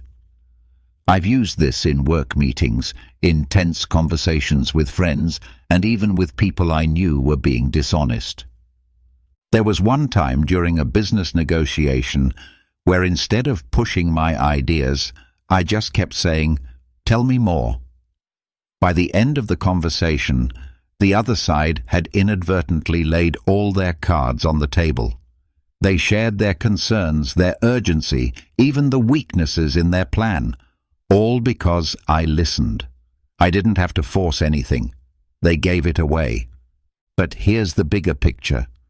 It's not just a clever tactic. It's about connection. In a world where everyone is rushing to be heard, to be understood, the simple act of listening, truly listening, has become incredibly rare. When you say, "Tell me more," you're showing empathy without attachment, something Stoic philosophy holds dear. You're not trying to manipulate or win. You're just observing, understanding, being fully present. It's not just about gathering information. It's about seeing people for who they really are. So next time you find yourself in a conversation, whether it's casual, intense, or somewhere in between, try it. Say those 3 words. Let them speak. You'll be surprised by how much they reveal, how deep the connection becomes, and how clear things get without ever needing to press or pry. It's in that quiet understanding that real trust is built. And in the process, you'll find that by seeing others more clearly, you begin to see yourself more clearly too. If you really want to understand someone's true nature, don't just look at how they treat you. Look at how they treat people they consider beneath them. This might sting a little because it uncovers a harsh reality about human behavior. Whether it's how they speak to a waiter, a cashier, or a junior co-worker, how someone interacts with those who hold less power is often the clearest window into their character. I had to learn this the hard way. There was someone I worked with who seemed like a great person. On the surface, they were charming, funny, always respectful in meetings. But one afternoon we went to lunch, and I saw something that changed everything. The moment we sat down, they snapped at the waiter, barking orders, treating him like he was invisible or worse, like he didn't matter. It was jarring. That warmth they showed in professional settings vanished the moment there was nothing to gain. That day I realized this wasn't a rare moment of rudeness. This was who they really were when they thought no one important was paying attention. The truth is, people reveal themselves not when they're under scrutiny, but when they think they're safe from judgment. If someone is kind to you, but cruel to someone they think can't fight back, that's not kindness, that's calculation. It's selective behavior, not real decency. Stoic philosophy encourages us to observe people with clarity, without being swayed by charm or social masks. And this is one of the most reliable indicators of integrity. Kindness should be consistent. True character doesn't shift based on who's watching. When someone has no incentive to be nice and they choose kindness anyway, that's when you know it's genuine. I've started using this as a silent benchmark in my life. Whether it's friends, colleagues, or even someone I'm dating, if they treat everyone with respect, regardless of status, that's a green light. But if they dismiss others just because they can, it tells me everything I need to know. And here's the deeper insight. How someone treats others is often a reflection of how they view themselves. People who are secure in who they are don't need to belittle others to feel important. They don't measure their worth by standing above someone else. But those who do, they're usually trying to mask their own insecurities, propping themselves up by putting others down. It's a fragile power built on arrogance and fear, not real strength. So if you want to see past the surface, stop watching how someone treats the people they want to impress. Start watching how they treat those they think they don't need. That's when the mask slips. That's when you see the real person. If you truly want to understand someone's behavior in the present, you have to consider where they've come from. People like to say, the past is behind us, but the truth is, it's not gone. It's living inside us, influencing our choices, our fears, and our reactions. We are shaped by what we've been through, whether we admit it or not. I had a friend who always seemed tense, easily triggered, overly cautious in relationships. For a long time, I assumed it was just their personality. But as we became closer, the pieces started to fall into place. They had grown up in a household where trust was fragile, where love had strings attached, and where they were constantly made to feel they had to prove their worth. They had also been betrayed in adulthood, by friends, by romantic partners, by people they had counted on. Their guardedness wasn't irrational. It was a defense system built from years of pain. That's the thing about people. We all carry invisible blueprints. The way we act, the things that trigger us, the patterns we fall into again and again, they're often echoes of past experiences.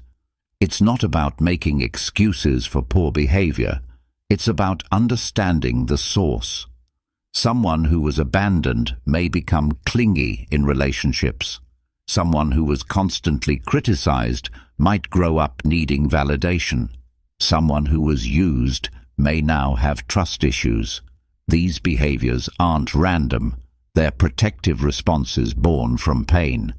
Stoicism teaches us to observe reality without adding unnecessary judgment. Part of truly seeing someone involves understanding the experiences that have shaped them. This becomes especially clear in romantic relationships. You might meet someone who seems perfectly fine at first, but over time, patterns begin to reveal themselves. Maybe they're overly jealous or have trouble with commitment. In many cases, if you look deeper, you'll find unresolved wounds from their past relationships. Their current behaviors are often fueled by a fear of being hurt again.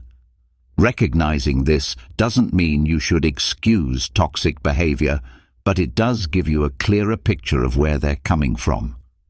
The truth is, many people live out cycles that were set in motion by past experiences. They repeat patterns without even knowing it. Take, for instance, a co-worker who constantly craves affirmation. Chances are they're reliving a childhood where they felt like they were never enough.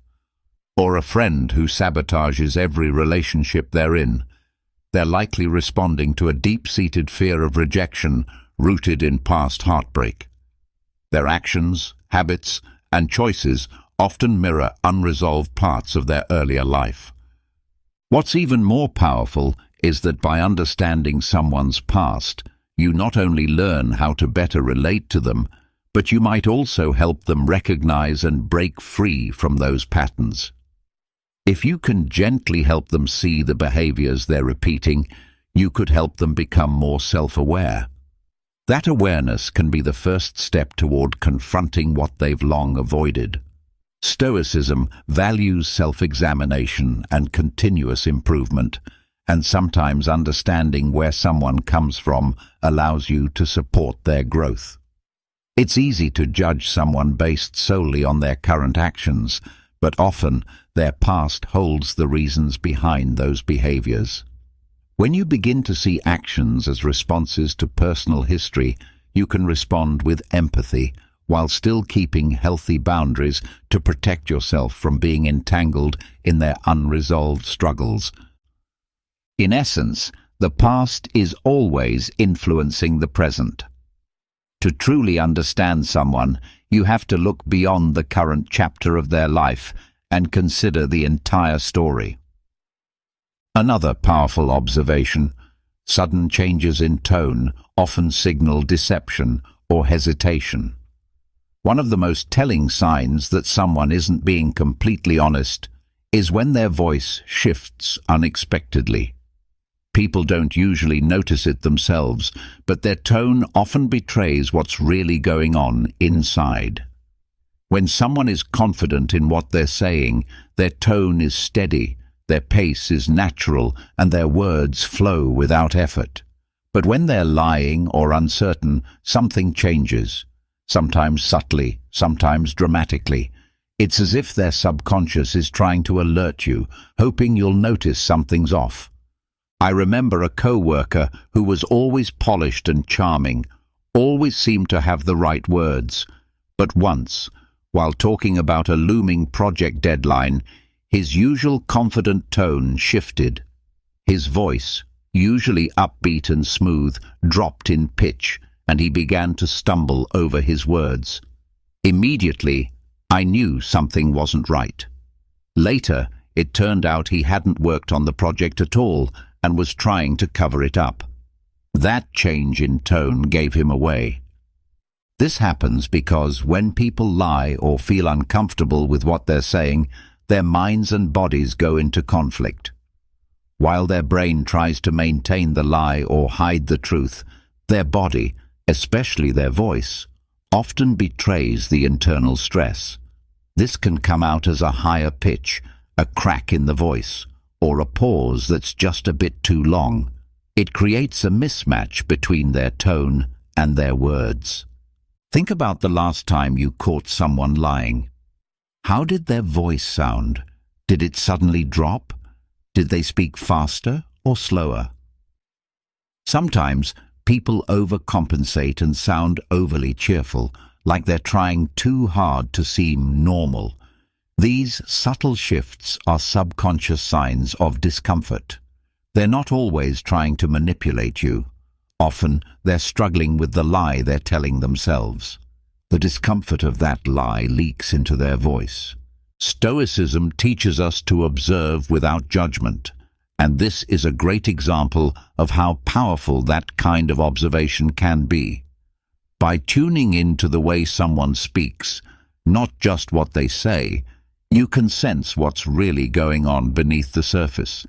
It's not always about catching a lie. Sometimes it's about sensing hesitation or uncertainty. I had a friend who was always enthusiastic about plans until I suggested something she didn't actually want to do. Her voice would shift from excited to flat, like a switch had been flipped. That was always my cue she wasn't on board, even if she said she was. You'll notice this in all kinds of situations: relationships, business, casual conversations. 1 minute, someone's animated and friendly. The next, they're evasive or defensive. Their words might not change, but their tone does. When that happens, it's time to listen more closely to how they're saying things rather than just the content. There's a deeper Stoic insight here too. People don't just lie to others, they lie to themselves. When their tone shifts, it often reflects that inner discomfort.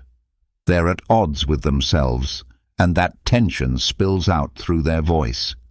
Even in our own lives, we've all said things we didn't fully believe and heard our own voices falter. That hesitation, that wavering tone, it's the sound of inner doubt. This is why Stoicism stresses the importance of aligning thoughts, words, and actions. When those three don't match, the imbalance becomes evident, often in ways we don't even realize.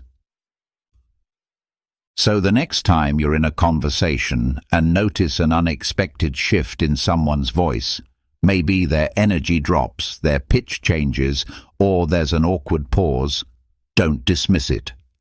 Ask yourself, what might they be holding back? What are they unsure about? It doesn't always mean they're lying, but it often means they're not being completely honest, perhaps not even with themselves. If you pay attention, their voice will tell you more than their words ever could. And then there's this powerful truth. The most honest moments happen when people think no one is watching. If you really want to understand who someone is at their core, watch how they behave when they believe they're alone. In those moments, people drop the mask they wear for society, the persona they've carefully crafted to gain approval or avoid conflict, and their true nature emerges. It's a difficult truth, because we all like to believe we're the same person in private as we are in public. But often, people act very differently when the spotlight isn't on them. I once worked with a manager who seemed like the model of professionalism. She was courteous, calm, and respectful when the bosses were around. But the moment they left, she turned into someone else entirely, short-tempered, condescending, and dismissive toward the rest of us. It was a jarring shift, and it taught me something important. The version of someone you see when they believe they're being watched isn't necessarily their true self. When people feel they're in the spotlight, they become highly aware of how they're being perceived. They act in ways they think will earn them praise or keep them out of trouble. But once they believe no one's watching, the filters come off. You see their true character in how they treat those who can't benefit them, in how they behave when there's no accountability. These small, quiet moments, when they think no one is paying attention, are where their real values show. This principle is just as relevant in personal relationships. At the start of a romance, people are usually on their best behavior, working to impress each other. But if you want to see who someone really is, observe them during unguarded moments, when they're not trying to impress. How do they treat the waiter at dinner? How do they act when they're frustrated, or when they think you're not watching? Do they still show kindness, patience, and respect? Or does their mask slip and reveal something different? I've seen it happen at parties too. Someone might be the center of attention, charming, funny, full of life, but as soon as they think no one's looking, they turn cold or dismissive. Their true self isn't in the spotlight, it's in the shadows. From a Stoic perspective, this makes perfect sense. Stoicism encourages us to observe life and people as they are, without judgment. By paying attention to how someone behaves when they think no one is watching, you gain a much deeper understanding of who they really are. These unguarded moments offer clarity that no performance ever could. Stoicism reminds us that real virtue is not defined by how we act when we're being observed, but by how we behave when no one is there to witness it. The individual who continues to show kindness, patience, and respect without expecting recognition, this is someone who truly embodies Stoic principles. But let's be honest, not everyone operates this way. Many people draw a line between their public persona and their private self. In public, they put on a mask that reflects who they think they should be, often shaped by what they believe will gain approval or status.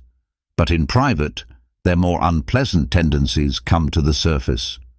I once worked with a colleague who seemed like the embodiment of supportiveness and warmth during meetings. He always had an encouraging word, always went the extra mile to appear helpful. But when we were alone, his demeanor would flip entirely. He became curt, dismissive, and showed zero interest in offering support unless there was something in it for him. That contrast revealed that his kindness in public was nothing more than an act. The truth is, people's most honest behaviors appear not when they're in the spotlight, but in those hidden, unguarded moments. Whether they're extending genuine kindness or expressing cruelty, what they do when no one's watching speaks volumes about who they really are. This is the space where true understanding happens. Because if someone can only show goodness when they're being observed, then that goodness is not genuine. It's just a performance. And here's the deeper Stoic insight. Your true character is defined by what you do when no one is watching. That's where integrity lives. As Stoicism teaches, our goal should be to live in alignment with our values at all times, regardless of the setting or the audience. Whether we're surrounded by people or standing alone, our behavior should reflect the same inner principles. A Stoic's actions remain steady because they aren't dependent on external validation. They're rooted in an internal commitment to virtue. When you learn to observe others during their private, unfiltered moments, you gain a deeper understanding of who they are. But more than that, you're reminded of the importance of being consistent yourself. To be authentic, even when there's no one there to praise or reward you. So, if you really want to understand a person, don't get distracted by the show they put on for the world. Instead, pay attention to what they do when the stage is empty. That's where the truth hides. If you want to uncover what truly matters to someone, pay attention to how they react emotionally. Emotional responses are unfiltered expressions of a person's inner world. They act as transparent windows into the values, priorities, and deep-seated beliefs that shape their behavior.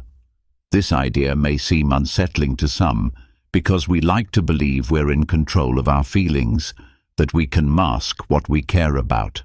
But the reality is, when someone reacts strongly, whether it's through anger, enthusiasm, or nervousness, it usually reveals something that's deeply significant to them. I remember a situation at work where a generally calm and collected colleague suddenly exploded during what should have been a routine meeting.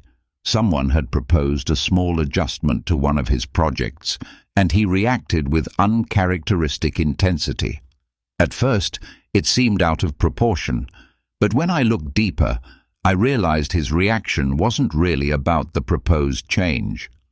That project represented something deeply personal to him. He had poured his energy and identity into it.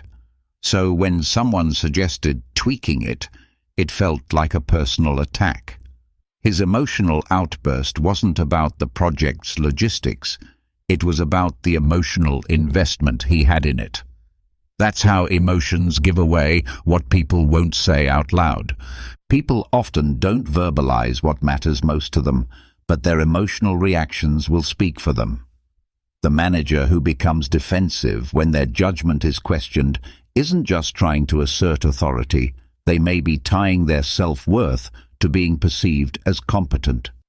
The friend who gets overly upset over a small critique might be dealing with a deeper insecurity.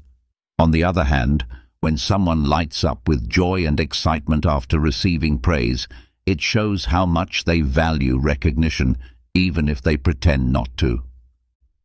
Strong emotional responses, positive or negative, reveal the things people hold close.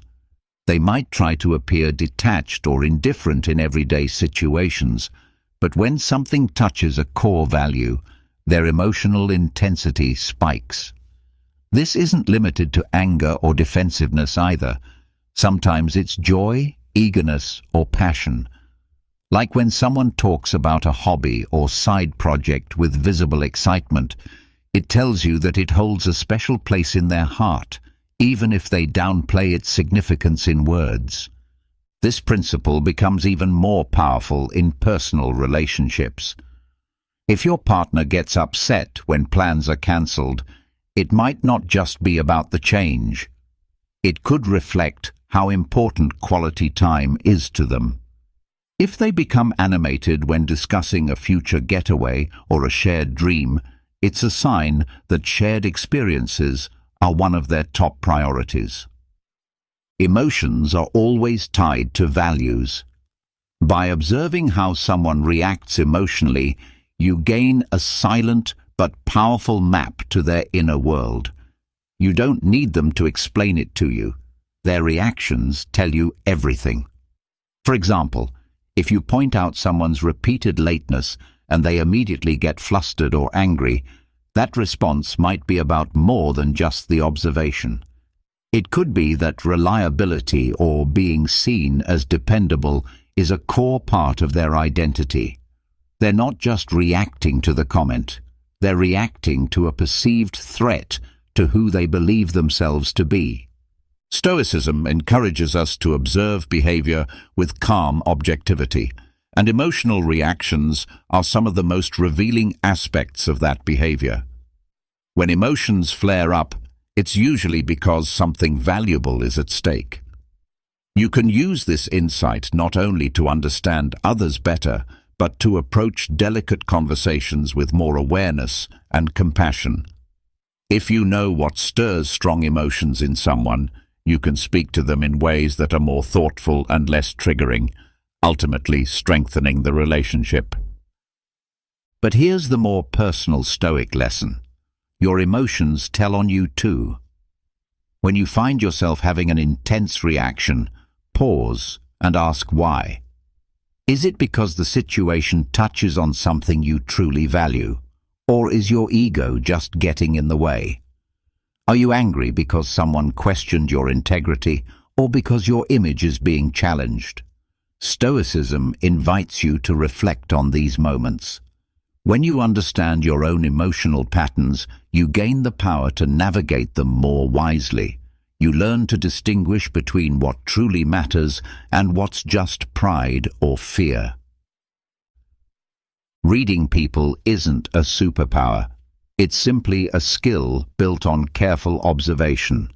Body language, emotional responses, the subtle shifts in tone, all of these are silent but honest expressions of someone's inner truth. Stoicism helps you develop the kind of clarity that sees past the surface and into the heart of what really drives people. But the goal of this insight isn't manipulation, it's wisdom. It's the ability to understand others more deeply, and in doing so, better understand yourself. The more you pay attention to how people move through life, their triggers, joys, fears, and reactions, the more you begin to recognize your own. And in that awareness, you grow. You become more grounded, more empathetic, and more capable of living a life aligned with your values. That's the real gift of observing without judgment. Not just clarity in your relationships, but true growth within yourself. Silence is often misunderstood as a sign of weakness, but in reality, it is a powerful indicator of strength and control. You've probably heard the saying, "Actions speak louder than words." Silence is not for the weak. It is for the wise, for those who understand that true power lies not in noise, but in the ability to control it. In this video, I'm going to share 7 powerful benefits of silence that will change the way you think about it. By the end of this video, you'll understand how silence can become your key to building better relationships, improving your health, and living a fuller life. We will explore how silence can improve your observational skills, help you achieve emotional control, save your energy, enhance your decision-making, establish authority, prevent unnecessary conflicts, and earn you more respect. So, stay tuned, because this video may offer you a fresh perspective that could significantly transform your life for the better. But before we dive in, make sure to subscribe to our channel, give us a like, and share this wisdom with your friends, because wisdom is meant to be shared. Now, let's begin this journey together and explore the 7 powerful benefits of silence. Are you ready? Let's get started. The first benefit is that silence sharpens your ability to observe. Imagine how silence can turn you into an incredibly focused observer, helping you notice the small details that would otherwise slip by unnoticed. It's like having the keen eye of an eagle, able to pick up the tiniest nuances and the most important details in any situation. Silence is your secret weapon for honing your focus and sharpening your observation skills. Just as a magnifying glass brings small objects into clear view, silence brings the critical aspects of any situation into sharp focus. The ancient Stoic philosophers recognized the immense power of silence. They understood that wisdom flourishes in quiet contemplation. Seneca, one of the great Stoic thinkers, once said, "Silence is a fence around wisdom." He was emphasizing that silence nurtures and guards the wisdom that emerges through careful observation and understanding. In our daily lives, we often miss crucial details, whether it's in a meeting where we overlook vital information or during a conversation where we're not truly listening. These missed moments can lead to misunderstandings, mistakes, and lost opportunities. The solution? The power of silence. Embrace silence, and you will witness your observation skills and focus improve like never before.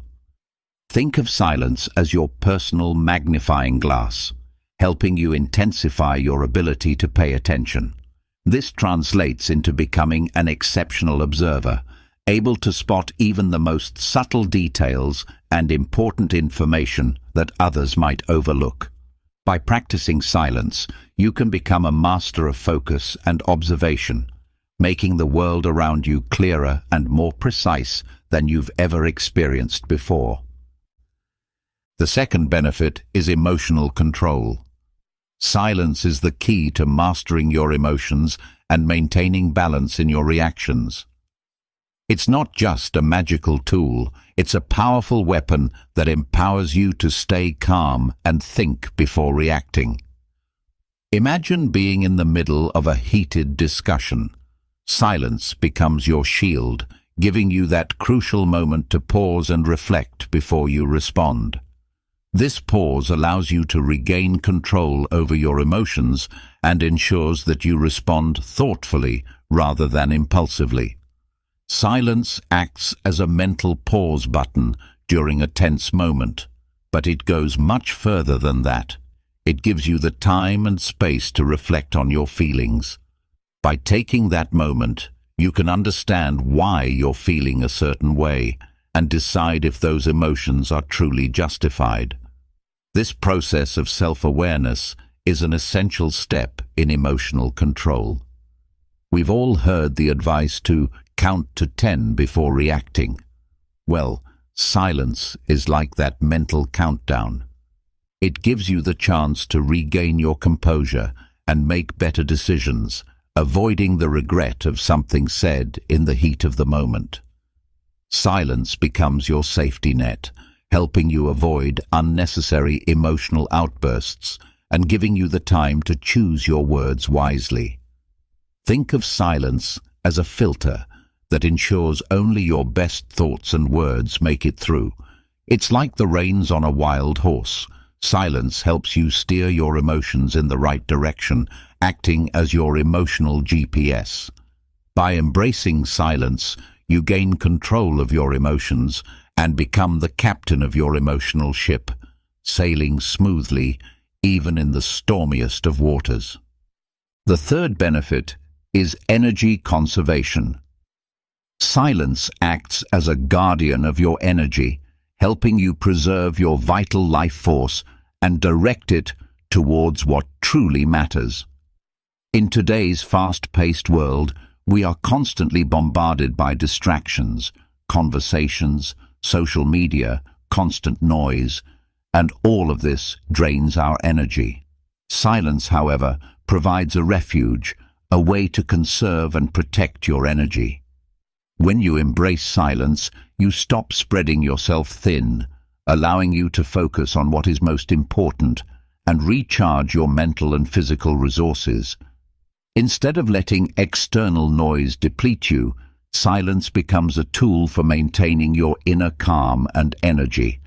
By practicing silence, you gain the ability to save your precious energy for what truly matters, leaving behind the distractions and noise that can overwhelm you. Silence acts as a protective shield, guarding your precious energy like a fortress that keeps out any unwanted invaders. Imagine your energy as a treasure chest, and every word or action you make is like a coin taken from that chest. When you don't embrace silence, It's as though you're giving away your riches carelessly, without considering the consequences. Think of it this way. If you had a cell phone with a limited battery, you wouldn't waste it on things that aren't essential. Silence functions in a similar way, putting your life into an economy mode, ensuring that your energy is spent wisely and not squandered. The Stoics, ancient masters of wisdom, deeply understood the importance of conserving energy. They recognized that life is like an ever-flowing river, and energy, like water, needs to be carefully managed. Seneca, one of the most prominent Stoic philosophers, once said, "Life is long if you know how to use it." What he meant was that you must be mindful of how you use your time and energy, as both are finite resources. In today's fast-paced world, it's easy to get caught up in a flurry of activities, running from one thing to the next, trying to put out every fire you encounter. This constant activity often leads to exhaustion and burnout. But silence is your power-saving mode.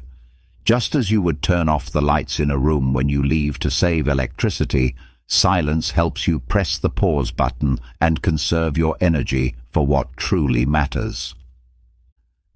Consider silence as your personal charging station. It's the place where you can recharge and prepare yourself for the challenges ahead.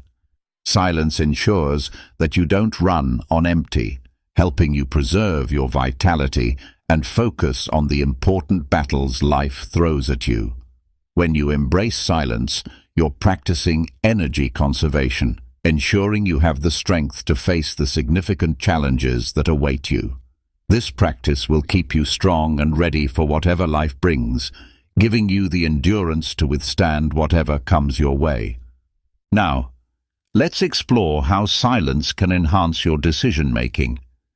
Picture your decisions as pieces of a complex puzzle, with each choice fitting into the larger picture of your life. Without silence, it's like trying to solve this puzzle with missing pieces, making it harder to navigate through life's challenges. It's as if you were trying to sail a ship through turbulent waters without a map. Likely, you'd end up lost or crashing into rocks.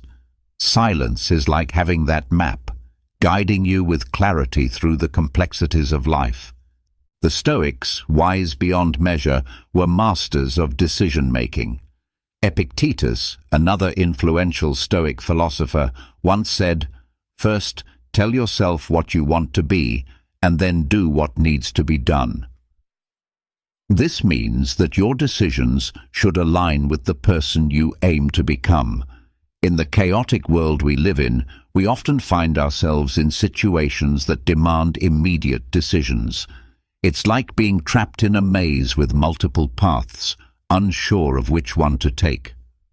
When you make decisions hastily, without taking a moment to embrace silence, you risk choosing the wrong path, one that may lead you astray. Silence gives you the space to reflect and make deliberate, thoughtful decisions that are aligned with your long-term goals and values. Think of silence as your decision-making laboratory, where you can examine your options carefully and ensure they align with your desired outcomes.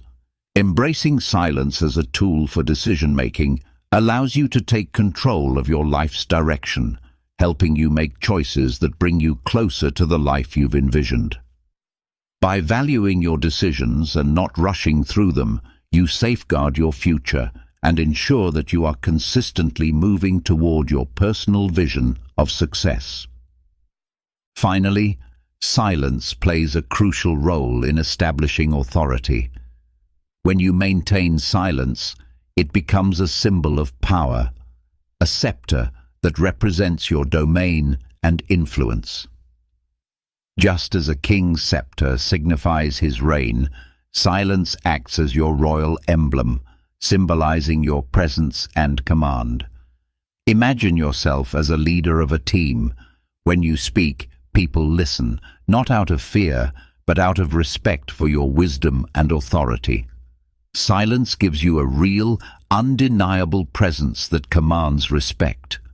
It's not about dominating others through words or force, but about cultivating an aura of quiet strength that others naturally respect. Your silence becomes your most powerful tool for establishing authority in any situation, allowing you to lead with grace, wisdom, and unspoken influence. Silence is a powerful tool that can command attention and respect from those around you. Think of it as a sign of genuine authority. When you remain silent, your presence speaks volumes and demands the attention of others. This is not about overpowering people with words, but about commanding respect through your silence. It is akin to a king wielding a scepter, a symbol of their reign and authority. In the grand stage of life, silence serves as your emblem of leadership, representing your wisdom and strength. In everyday situations, such as meetings or family discussions, silence ensures that when you do speak, your words have weight. If you're constantly talking, your authority may be diluted. But silence amplifies your presence. It's like turning up the volume on a speaker, allowing your words to have more impact. A well-timed silence, followed by carefully considered speech, leaves a lasting impression.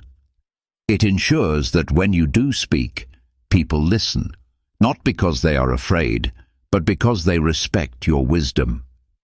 Silence, far from being a passive gesture, becomes a vital tool for establishing authority.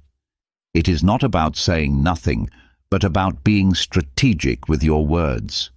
It is the art of impactful communication, where you command respect not through volume, but through the thoughtful power of your presence. In this way, silence serves as a shield, protecting you from unnecessary conflict and promoting harmony. It helps you maintain peace and encourages understanding in your interactions. By embracing silence, you are cultivating an environment where peace prevails and meaningful dialogue can flourish. Silence also acts as a safeguard against unnecessary conflicts. Life can often feel like a battlefield, and conflicts are like hidden traps waiting to ensnare us. In moments of tension, silence acts as a shield, protecting you from falling into these traps. It offers a strategic pause, giving you the space to think before reacting, reducing the likelihood of unnecessary confrontation. The Stoics, wise philosophers of ancient times, understood the power of maintaining inner peace. They knew that conflicts often arise from our reactions rather than the events themselves. By choosing silence, you avoid stepping into arguments and instead approach situations with a clear mind, looking for resolution rather than escalation. Silence is not passive. It is your strategic tool for maintaining peace and avoiding conflicts. It allows you to listen, understand, and find common ground with others. It is a bridge between opposing sides, ensuring that conflicts are resolved through conversation rather than confrontation. By embracing silence, you can navigate life's challenges with greater calmness, preventing misunderstandings and promoting unity. This approach leads to more peaceful, constructive interactions and positions you as a diplomat of peace, someone who can foster understanding and harmony in even the most difficult situations. Silence is also crucial in earning respect. It is a means of showing who you are, rather than simply telling others. In the great theatre of life, silence serves as your performance, and it is this performance that earns you respect. The old adage, "Actions speak louder than words," holds true, and in this context, silence becomes your action. It is a clear signal that you are a person of substance, someone worth listening to. The Stoics believed that living virtuously and according to one's principles was the key to earning respect. In your daily interactions, respect is the currency that comes from acting consistently with your words. When you do not remain silent, your words can lose their impact, and your actions can become lost in the noise. Silence, however, serves to highlight your actions and words, allowing them to shine more brightly. By speaking less and saying more, you allow your words to captivate and command attention. Silence ensures that your speech does not overwhelm, but rather resonates with clarity and authority. It is your ticket to gaining respect, as it allows you to show, rather than simply tell, who you are and what you stand for. Through silence, you demonstrate that your trustworthiness and wisdom are not just words, but actions that demand respect. By choosing silence, you allow your trust, wisdom, and maturity to become apparent to those around you. In doing so, respect follows naturally. Silence is not about retreating into the background. Rather, it is about standing out in a way that commands the respect you truly deserve. When you embrace silence as a tool, you turn your actions into a powerful reflection of your character and principles. This is your path to becoming someone who garners admiration, not through loud declarations, but through a composed presence and the quiet strength that speaks volumes. As we explore these profound insights into wisdom, the time has come to take responsibility and put these principles into action. Take a moment to reflect on what you've learned and commit to applying it. Declare to yourself, "I am a warrior in my own life." This is not just a statement, it's a promise to yourself to live with purpose, embracing the power of silence and wisdom in your daily interactions. As we conclude this exploration of the 7 remarkable benefits of silence, I hope you found both inspiration and wisdom that you can apply in your own life. Always remember that silence is never a sign of weakness. It is, in fact, a demonstration of power and strength. Now that you understand these principles, it's time to put them into practice and experience their transformative effects. If you found value in this video, please take a moment to like it, share it with friends and family who can benefit from these insights, and subscribe to our channel for more daily wisdom, free from filters and censorship. Thank you for joining us on this journey. Remember, silence is a powerful tool in your quest for a more meaningful and fulfilling life. Until the next video, continue to be the protagonist of your own story. Sail confidently and purposefully across the vast ocean of life, for you are a warrior of your own existence, destined to conquer great heights. Until we meet again. Have you ever felt unappreciated, underestimated, or confused? If so, this message might resonate with you. Let's explore these feelings and discuss how to handle them in a more mindful and empowered way. Often, we find ourselves in situations where our emotions are triggered and we are tempted to react impulsively. Let's look at how we can master the art of managing our responses to such moments. The first principle to master is the art of not reacting.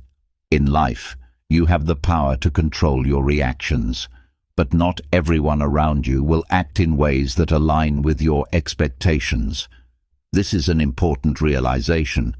You don't have to respond the way others do.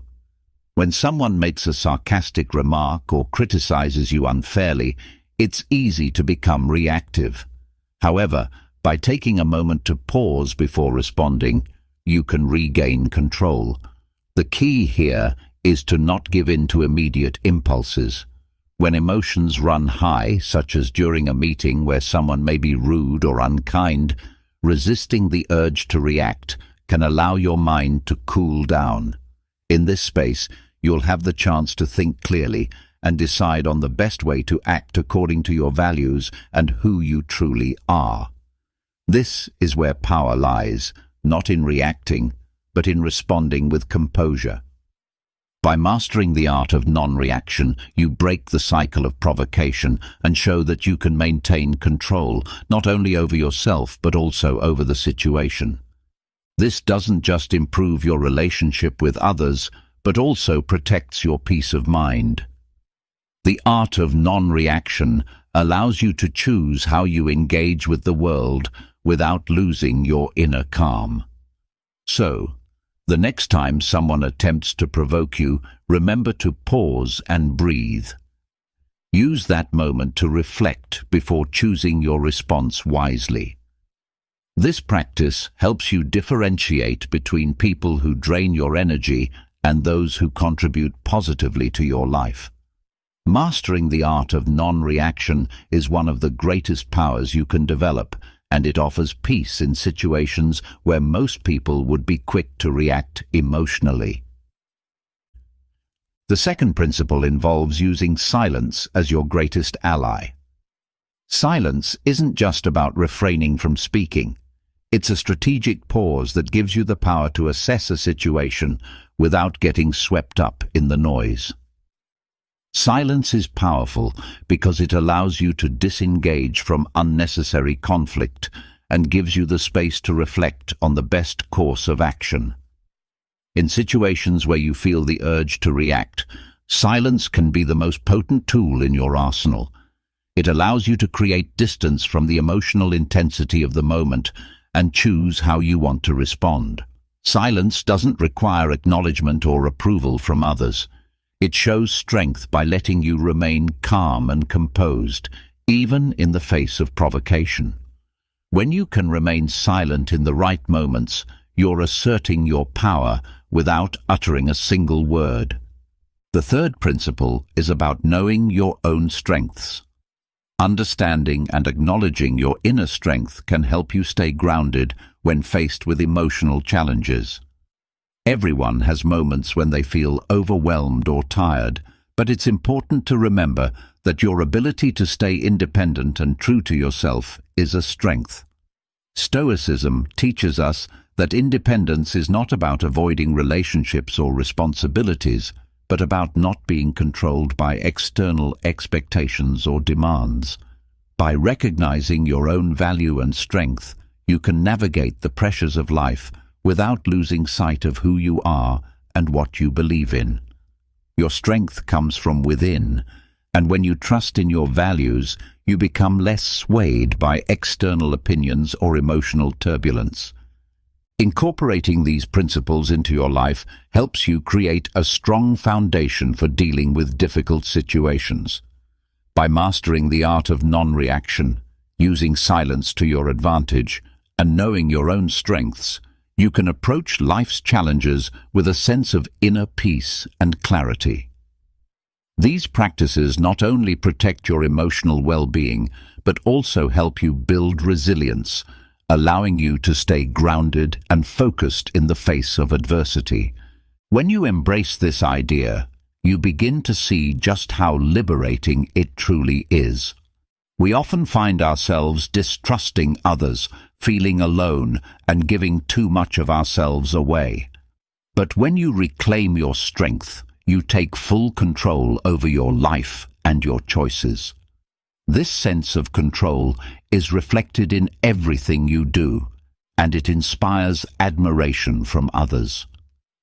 Independence speaks to your dedication and your resilience, showing that you are emotionally and financially free. This freedom means you are not defined by others or by their judgments.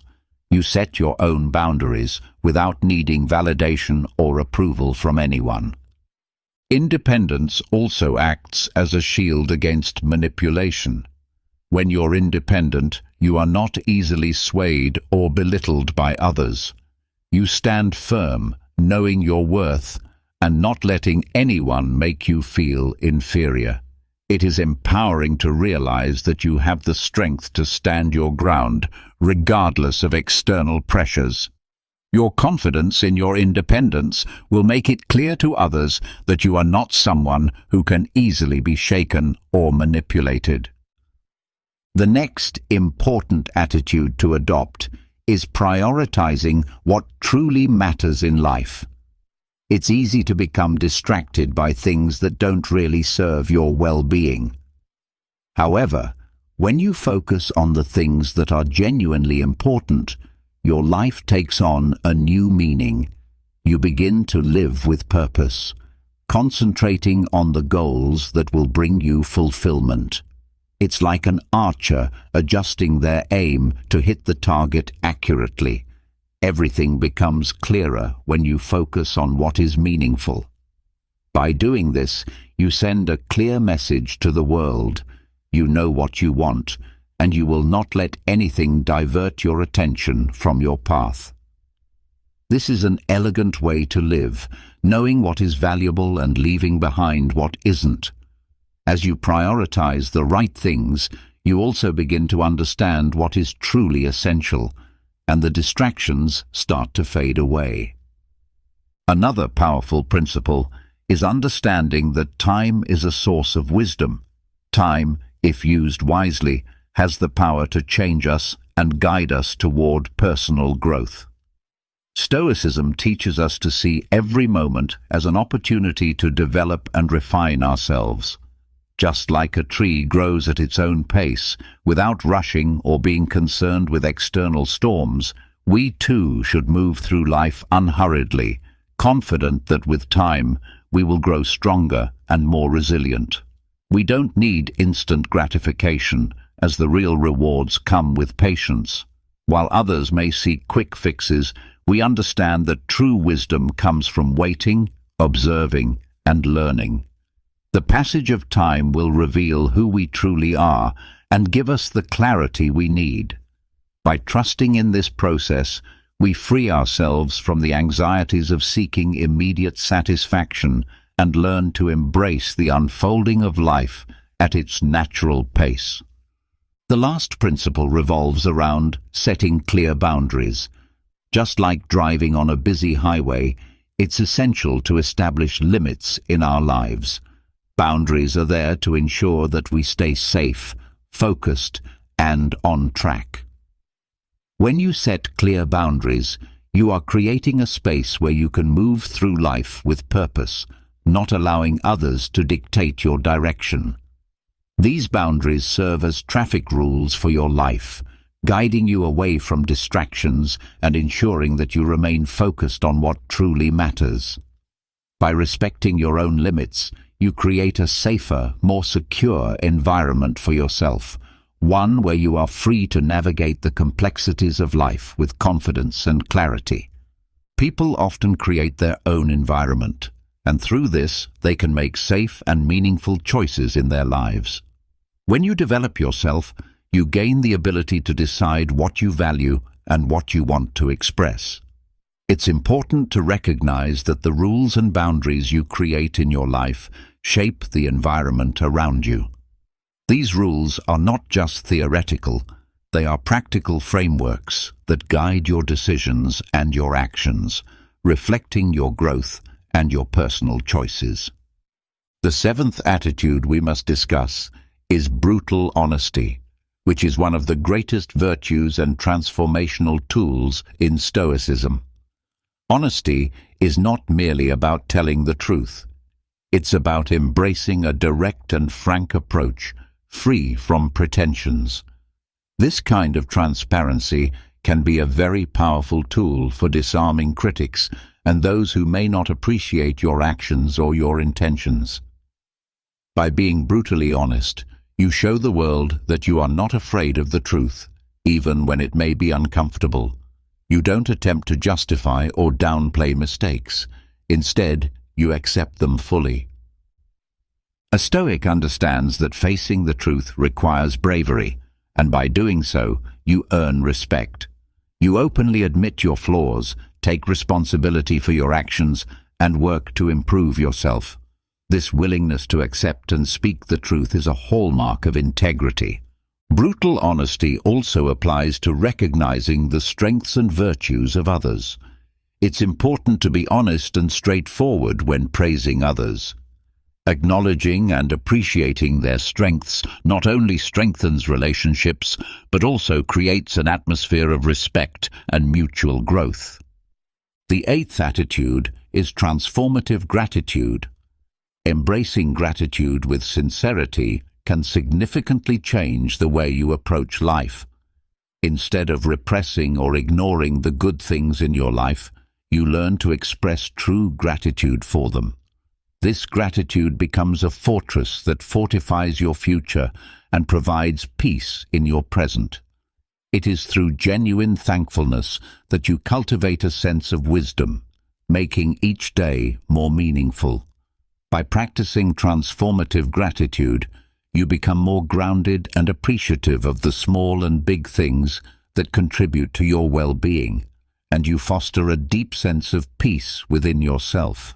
Have you ever felt like you were trapped in invisible chains, carrying the weight of the world on your shoulders, all because of emotional attachment? Imagine the sense of liberation that comes with breaking free from those chains, walking through life with lightness and clarity, focused only on what truly matters. In today's video, we'll discover how to turn attachment into strength and freedom, guided by the enduring wisdom of ancient Stoic philosophers. Prepare yourself for a transformative journey, one that changes how you perceive the world and your emotions. Together, we'll delve into the teachings of Marcus Aurelius and Seneca, learning the delicate art of letting go with balance, presence, and serenity. If you're ready to take that first courageous step toward a more centered and fulfilling life, you're in the right place. So let's begin. Let's begin with detachment in action. Real detachment starts not in theory but in practice. To truly let go of past experiences, you must be genuinely willing to release them. That includes past relationships that still take up space in your heart and mind. It's like holding tightly to a rope until your hands ache, yet you're afraid to loosen your grip because you're unsure of what lies on the other side. But here's the truth. Letting go doesn't always mean falling. Sometimes it means your hands are finally free to reach for something far better. I learned this the hard way when I clung to a comfortable relationship simply because it felt safe. What I didn't realize at the time was that my attachment was closing doors to the greater joy and fulfillment that was already knocking. Here's another truth worth remembering. The fear of missing out is a trap. It's like scrolling through everyone else's highlight reels on social media, convincing yourself that you're missing out on life. But that's not real life. It's a carefully edited version designed to show perfect moments. The moment you stop obsessively watching other people's stories and start fully living your own, the fear of missing out begins to lose its grip. You don't need to know every detail of someone else's life to feel fulfilled. Being present in your own life and creating moments that matter to you, those are the things that truly count. The attachment to a false image of happiness can make detachment seem almost impossible. When you constantly compare yourself to others who appear to be living their best lives, it can feel like you're falling behind or that you'll never achieve what they have. But remember this, the grass only seems greener from a distance. That illusion of perfection in someone else's life can steal the joy from your own. It's like running endlessly on a treadmill, chasing a hologram. No matter how fast you go, you'll never reach it, because it isn't real. Detachment doesn't mean you're giving up on happiness. It means you're redefining what happiness means to you. To emotionally detach, embrace the Stoic principle of focusing only on what is within your control, your thoughts, your actions, and your personal growth. It's a powerful realization that no one's opinion, no past relationship, and no perfectly filtered image on social media has the authority to define your worth or your happiness. That awareness becomes your armor. It allows you to move forward without unnecessary emotional baggage, ready to experience life in its raw and unpredictable beauty, and open to the genuine and meaningful connections waiting ahead. So remember, letting go is not an ending. It's a bold and liberating step toward the life you truly deserve. Now let's explore the power of detachment. Why is detachment so vital to our inner peace and strength? When we become overly attached to people or situations, we unintentionally surrender control of our emotions to them. It's like handing someone else the remote control to your feelings, allowing them to flip through the emotional channels of your life at will. This kind of power over us can influence our happiness, sadness, and even lead us to make choices we would never consider in a more calm and balanced state of mind. Letting go doesn't mean you stop caring.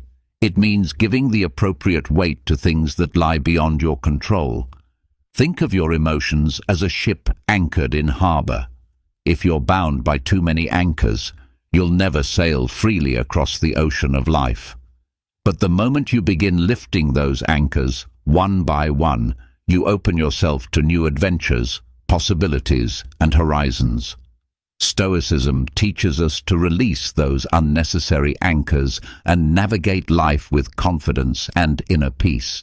Let's be practical. Begin by identifying who or what you are overly attached to. Then ask yourself why. Are you seeking validation? Are you afraid of being alone? Or is it something deeper? Understanding the root of your attachment is the first step in regaining control of your life and emotions. Now start investing your energy in activities that bring you true purpose and fulfillment. Practice gratitude. Reflect on your priorities. Meditate on what really matters. Always remember that true growth comes from within. When you focus on your own development and inner well-being, the need for external approval naturally starts to fade. Detachment allows you to truly value your own progress and to find joy in your personal journey. Achievements begin to feel more fulfilling when we learn to find joy in the small, quiet moments. Over time, this mindset builds resilience, enabling us to face life's challenges with calm and confidence. Trusting in this journey of emotional detachment is not a one-time decision. It's an ongoing process. But with each emotional anchor we release, we move a step closer to freedom. Freedom from emotional dependence and toward true inner peace. Navigate the vast ocean of life with courage, knowing that you hold the power to shape your own destiny. Understanding attachment is crucial. When we become deeply attached to something, it's often our ego that's leading the way. At our core, however, we are beings made of love. Think about a newborn baby, pure, joyful, and untainted by the complexities of ego. But as we grow older, the ego begins to assert itself, filling our lives with attachments. These attachments, whether to people, outcomes, or ideals, can blur our judgment and pull us away from our essence, which is rooted in love.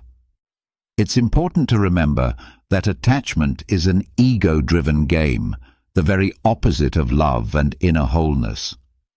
When we step back and look at our desires and relationships through this lens, we start to recognize the unnecessary weight they carry. Now picture a life lived from a space of love rather than ego, a life where you are not desperately clinging to outcomes, to people, or to a sense of status. Living from love allows you to believe in abundance. It helps you trust that what is meant for you will naturally make its way into your life. This isn't about wishful thinking. It's about having a deep-rooted belief in your own worth and abilities. This belief gives you the strength to let go, to see attachments for what they are, anchors that limit your potential and keep you from fully exploring the vastness of who you truly are. Begin by recognizing these anchors. See that the fear keeping you tied to them often stems from your ego's craving for safety and external validation. Then shift your perspective. Understand that your worth is not connected to any specific attachment. At your core, you are enough. This realization doesn't happen instantly. It requires ongoing effort, a conscious and deliberate practice of choosing inner peace over the need for approval. Embrace the idea of abundance. When you release the fear of losing something or someone, the universe has a way of filling your life with even greater gifts than those you let go of. Detachment does not mean that you stop caring. It means that you understand on a deeper level. It means staying true to your essence and allowing love, not fear, to guide you. The path to detachment is one of transformation. It's about peeling away the ego to uncover the resilient, loving soul that exists within. It's about moving through life with lightness, free from the emotional burdens of attachment and ready to welcome new blessings with open arms and an open heart. The illusion of the ego is powerful. Often, our ego convinces us that we're not enough or that others have something we lack. It leads us to believe the grass is greener on the other side, causing us to become emotionally dependent on others in our search for validation. This illusion can push us to idolize others, placing them on pedestals as if they possess something magical or unattainable. Yet in life's most honest moments, we are reminded that no one has a golden ticket. We are all equally vulnerable and human. It's essential to confront this illusion and see it for what it really is, a mirage. Don't allow it to warp your view of yourself or those around you. Let's reflect on self-confidence and inner healing for a moment. Reminding yourself that you are amazing, special, and unique is not arrogance. It's a healthy practice that nurtures self-worth and builds emotional strength. But this mindset should never lead you to see others as lesser or separate from yourself. It's not about comparison. It's about acknowledging that while our paths may differ, none is superior to the other. We are all threads woven into the same great tapestry of life, each one meaningful in its own way. When it comes to attachment, especially in relationships, it's easy to fall into the mindset of scarcity. The fear of losing someone who feels irreplaceable. This fear is directly fueled by the ego, which feeds us narratives of lack and limitation. In truth, emotional detachment does not mean becoming cold or unfeeling. It means embracing the abundance of life and recognizing your own boundless capacity to love. It's about understanding that even if someone holds a special place in your heart, your sense of wholeness is not dependent on their presence. This realization brings freedom. It allows you to love more deeply, without fear, without clinging, and without desperation. It's a shift from attachment to appreciation. In harmony with Stoic philosophy, it is helpful to view everyone, including yourself, through a lens of equality. We all play roles in each other's lives, but no role is indispensable. Just as others impact our journey, we too contribute to theirs. But in the end, no one person holds the key to our inner peace. When we internalize this truth, we develop a deeper emotional strength, one that equips us to face life's uncertainties with grace. The Stoics taught us to focus on what lies within our control, our thoughts, our actions, and our will. By applying this mindset to our relationships and our attachments, we discover a path that leads to true peace and unwavering resilience.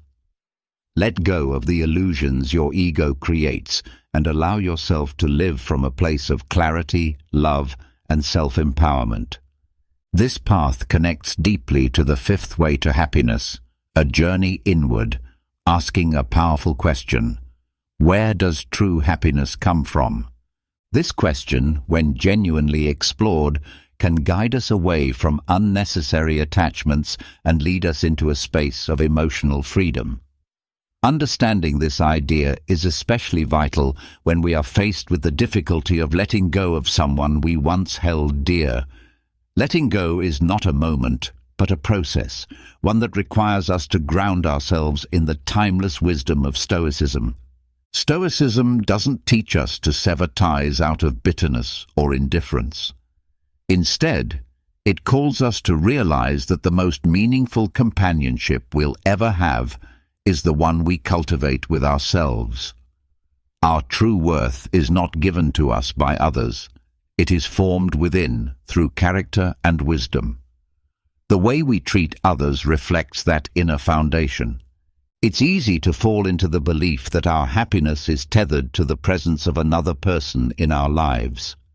We think our value rises with their approval and diminishes with their neglect.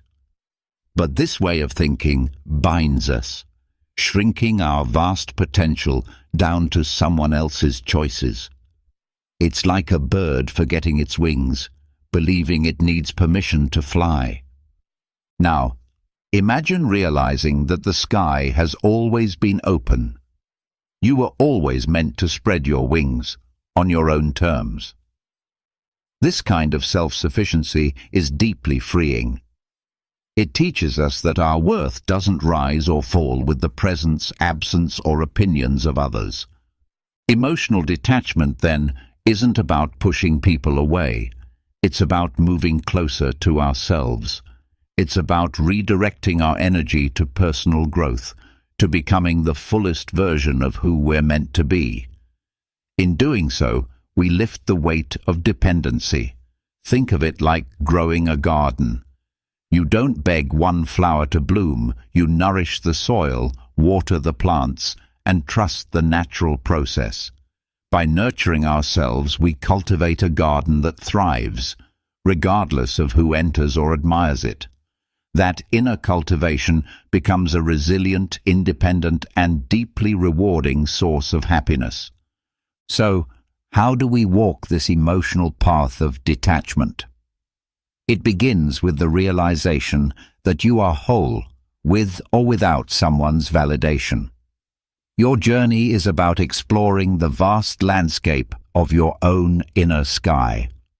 Learn to fall in love with the freedom that comes from flying solo. When you embrace the wisdom of Stoicism, you learn to focus only on what lies within your control, your thoughts, your actions, your growth. This doesn't mean closing off your heart or rejecting love and connection. It means emotionally grounding yourself in the stability of your own being. Remember, your self-worth isn't some incomplete puzzle waiting for someone else's piece. It's a masterpiece, already whole, yet open to receiving more beauty from the world around it. Let this be your empowering reminder. You've come this far, and that alone proves your courage and determination.